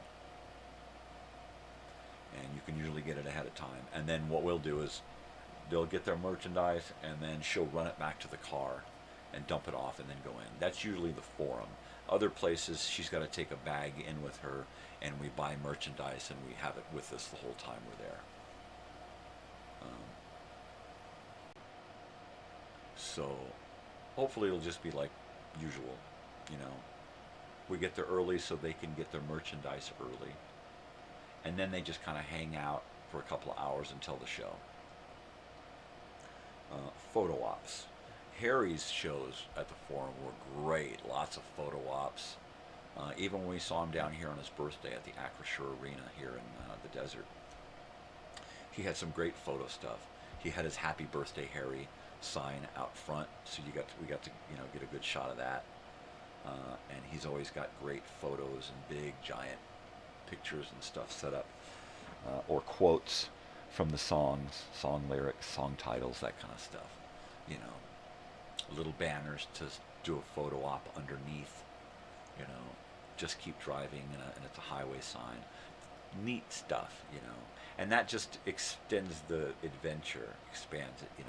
You get more memories made.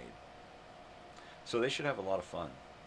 We went with my daughter, and I took Deja, who's going this time, to see Harry Styles when we went to see him for my daughter's second concert. So Deja went with us, and it was really cool because I was into the album, the latest album. My daughter was really into that second album, and Deja was really into that first album, So it was like we each had our own little things that we were into, and of course they played all of the last album and a few songs from the other albums. So it was really cool that I got my thing. The year before was the second album, and so my daughter got to see all of that. So that was her thing. So that was pretty cool. So Deja's going again, this time with her sister and her best friend. So it'll be the 4 girls going in. So it's like, yeah, I don't need to go in. It's going to be a lot of screaming and crying. I'll just... So that's cool. But it's neat that Deja's going again to the same venue to see another of the One Direction guys, right? So that's cool because that's one of their bands. So cool. you know, and I love being able to facilitate them going to do this, you know, whether I'm going to hang out and wait for them or drop them off and go party somewhere else, whatever. I just love being able to say, yeah, Dad's there, whatever you need, you know, we're cruising. A lot of fun. So it'll be one of those long trips, because it'll be a long drive out, long drive back, cruising slow, a lot of kids in the car, a lot of stuff going on. So it'll be going slow. It's on a Sunday, so hopefully we won't get too much back into LA traffic, you know, people going home from the weekend kind of thing. Hopefully we won't get a lot of that. But, yeah, I can't wait. Fun on a bun. Big face dog. Out. She is out. Man, I am out. I'm wiped out completely. I wake myself in the middle of the night with thoughts of projects or doing something or a stupid song in my head from the show or something. Something will always wake me up in the middle of the night and then keep me awake. And I've got that rattling through my head as I force myself to drift back off, you know, and then that just makes it worse.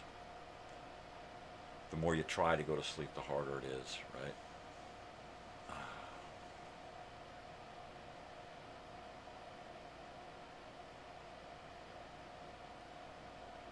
So yeah, it's about time I have to start thinking about, I gotta start thinking about eating something. I gotta put food in me. And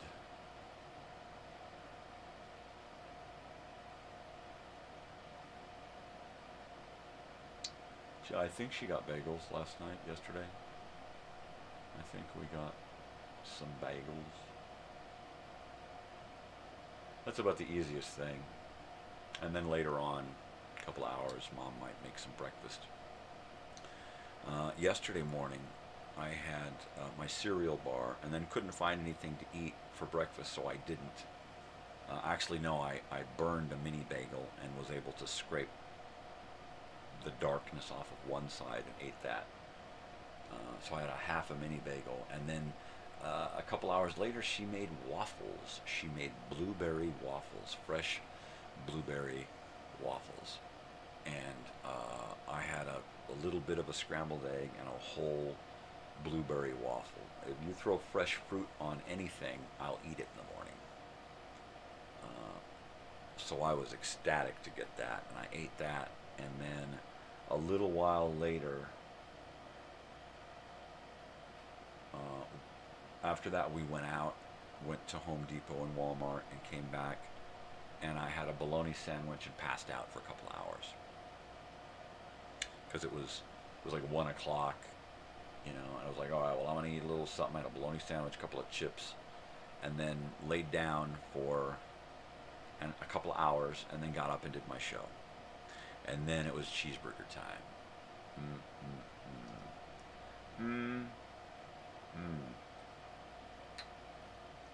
Yeah.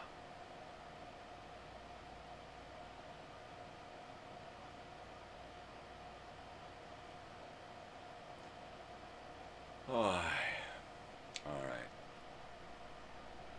I'm going to have to eat more today because I didn't eat enough yesterday, and then I didn't eat until right at the end of the day when I had that big double cheeseburger. And then before I went to sleep, I had a big, tall glass of ice-cold milk and a handful of peanut butter cookies, the Nutter Butters. Not the wafers, but the cookies, the peanut butter cream-filled cookies. The ones that look like peanuts. So I had a handful of those.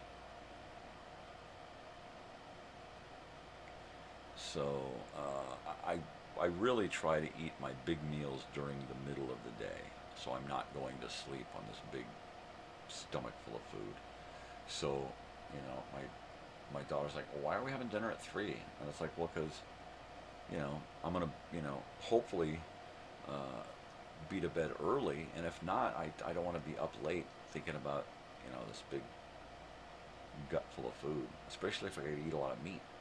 You know, and I've been trying to, I don't usually eat a lot of meat, but this last few months, year or so, I've been trying to up my intake of protein And that means eating a lot more than just meat. You know, it means eating a lot of foods with proteins, a lot of beans. I like beans. Give me a lot of beans. Any kind of bean. Put it in a tortilla, in a soup, on a plate, in a bowl, whatever. You know, lentils, garbanzos, kidney beans, pinto beans, red beans, navy beans, lima beans. Any kind of bean, I'm going to eat it. Split peas.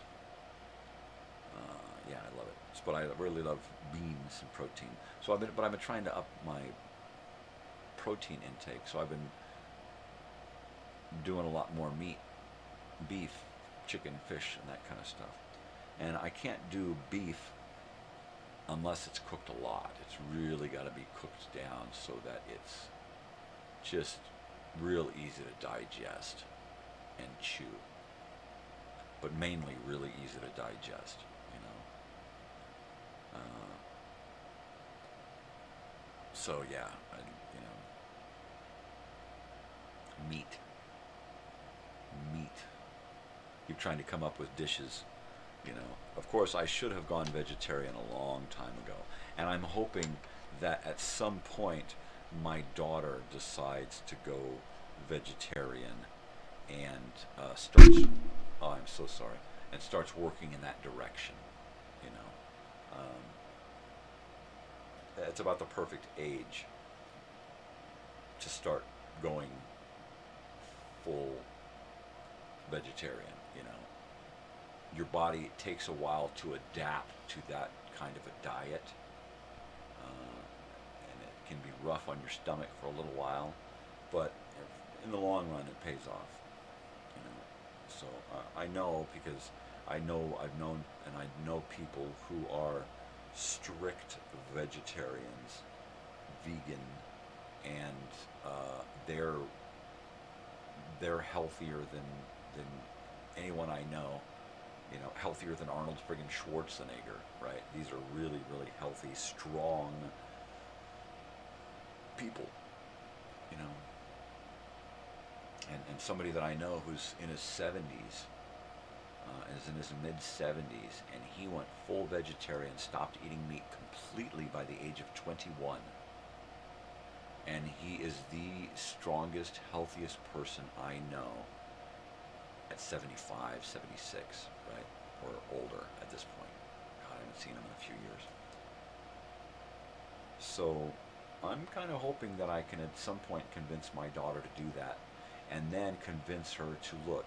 If you're going to be doing, if you're going to be going to school so much that when you start working you can have this kind of a job, and you can afford to do whatever you want, get yourself a piece of property, some greenhouses, a farm, some animals, and grow your own food. Be a vegan and grow your own food. Be a vegetarian and grow your own food, but grow your own food, right? And get used to doing that on your own property, on your own land, on your own terms, with your own fresh water, you know. That's my ultimate goal in parental planning, right? That's it. Everything else, you know, whatever, do whatever you want. But if you want to live a long, happy, productive life, go vegetarian and start growing your own food, and get used to growing your own food, so that no matter what happens, you're always able to grow your own food and take care of yourself. No matter what happens out in the world or in your own life, you know that you can put a fucking seed in the ground and be eating that soon, and be pulling off stuff that you've already planted, right? Learn about that kind of stuff. Get a green thumb, get, you know, dirt under those fingernails. Learn how to grow food. You know, if you can go to school and get a PhD in something, then pick up some books and learn how to grow food. You know, if you can learn how to do a job and be a slave, learn how to grow food and take some of that slavery away, you know. Everyone who has the means should have a garden. and should be growing food. I don't know how many times living out here in the desert we've had a garden and we've tried to grow food, and it just doesn't always work out the right way. We don't have the right conditions. We need a cool greenhouse, and it needs to be cool, and it needs to, it needs to work properly. And you just have to, you got to invest time and money into it. And at some point, I would like to leave the desert and get into a more suitable climate and have a greenhouse and a garden and actually grow a lot of the food that's in our diet. You know what I mean? My ultimate dream would be to have a giant 10, 20,000 square foot warehouse, big metal building out in the middle of nowhere, on some 100 acres in the middle of nowhere in a forest somewhere, right?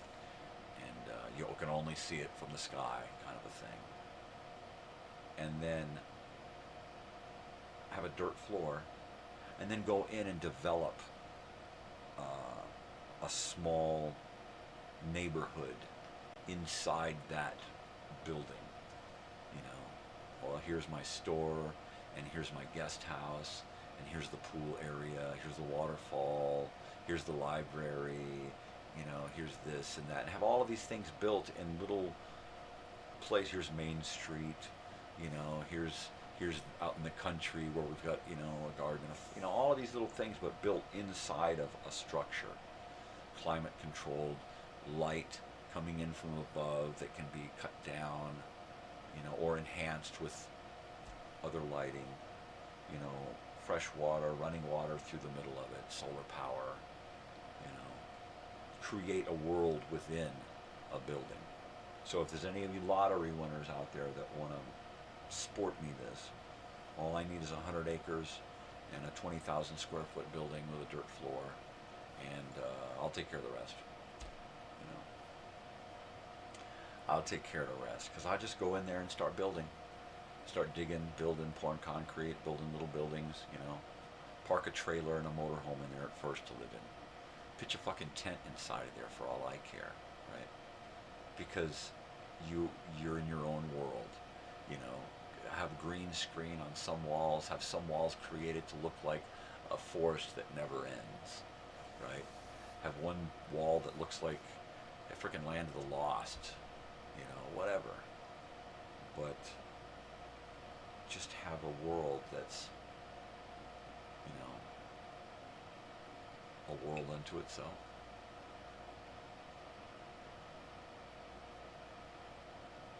And leave that behind, All right, I created this. Here's a place that now the family is okay, If you need to leave, great. Go out into the world, but if you need to hide from the world, this is where you do it. There's enough property to be secluded. It's in an area that's well protected and well defended, right? There's ins and outs to this place that you don't even know about. You go down into a basement that goes into a wine cellar that goes into a library, media storage place that's climate control, and then you're down hallways, and then all of a sudden you wind up 3 miles away in a cave somewhere, popping out, looking down at the property, going, there's them sons of bitches, creeping up on us, shit like that, Take a 3-mile golf cart ride down a tunnel into another cave where you've got a helicopter or a car or something, or another little way to get somewhere else. 100 acres, 200, 500 acres, you could do a lot. You could really do a lot. That'd be great, man. I was telling my wife, she said, God, you really love building things and making things and MacGyvering things. And I'm like, yeah. What I should have done is gone and been a contractor when I was young, and then gone to engineering and all these other things, and architecture.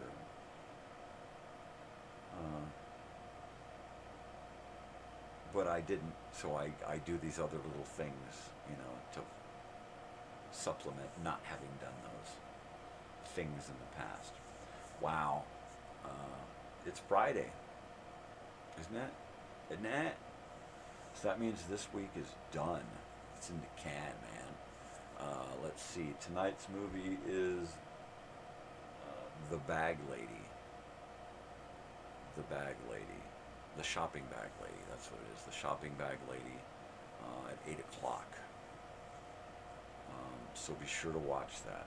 You will not be disappointed. It's one of those educational films from 1984 that wants to show us that it's okay to care about people who are different.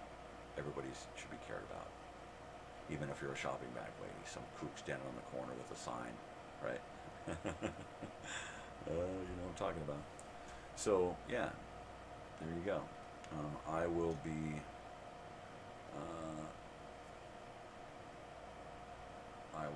here doing what I do.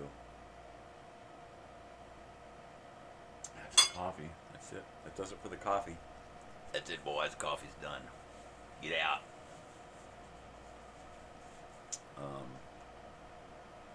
Yeah. Last hit of the morning here.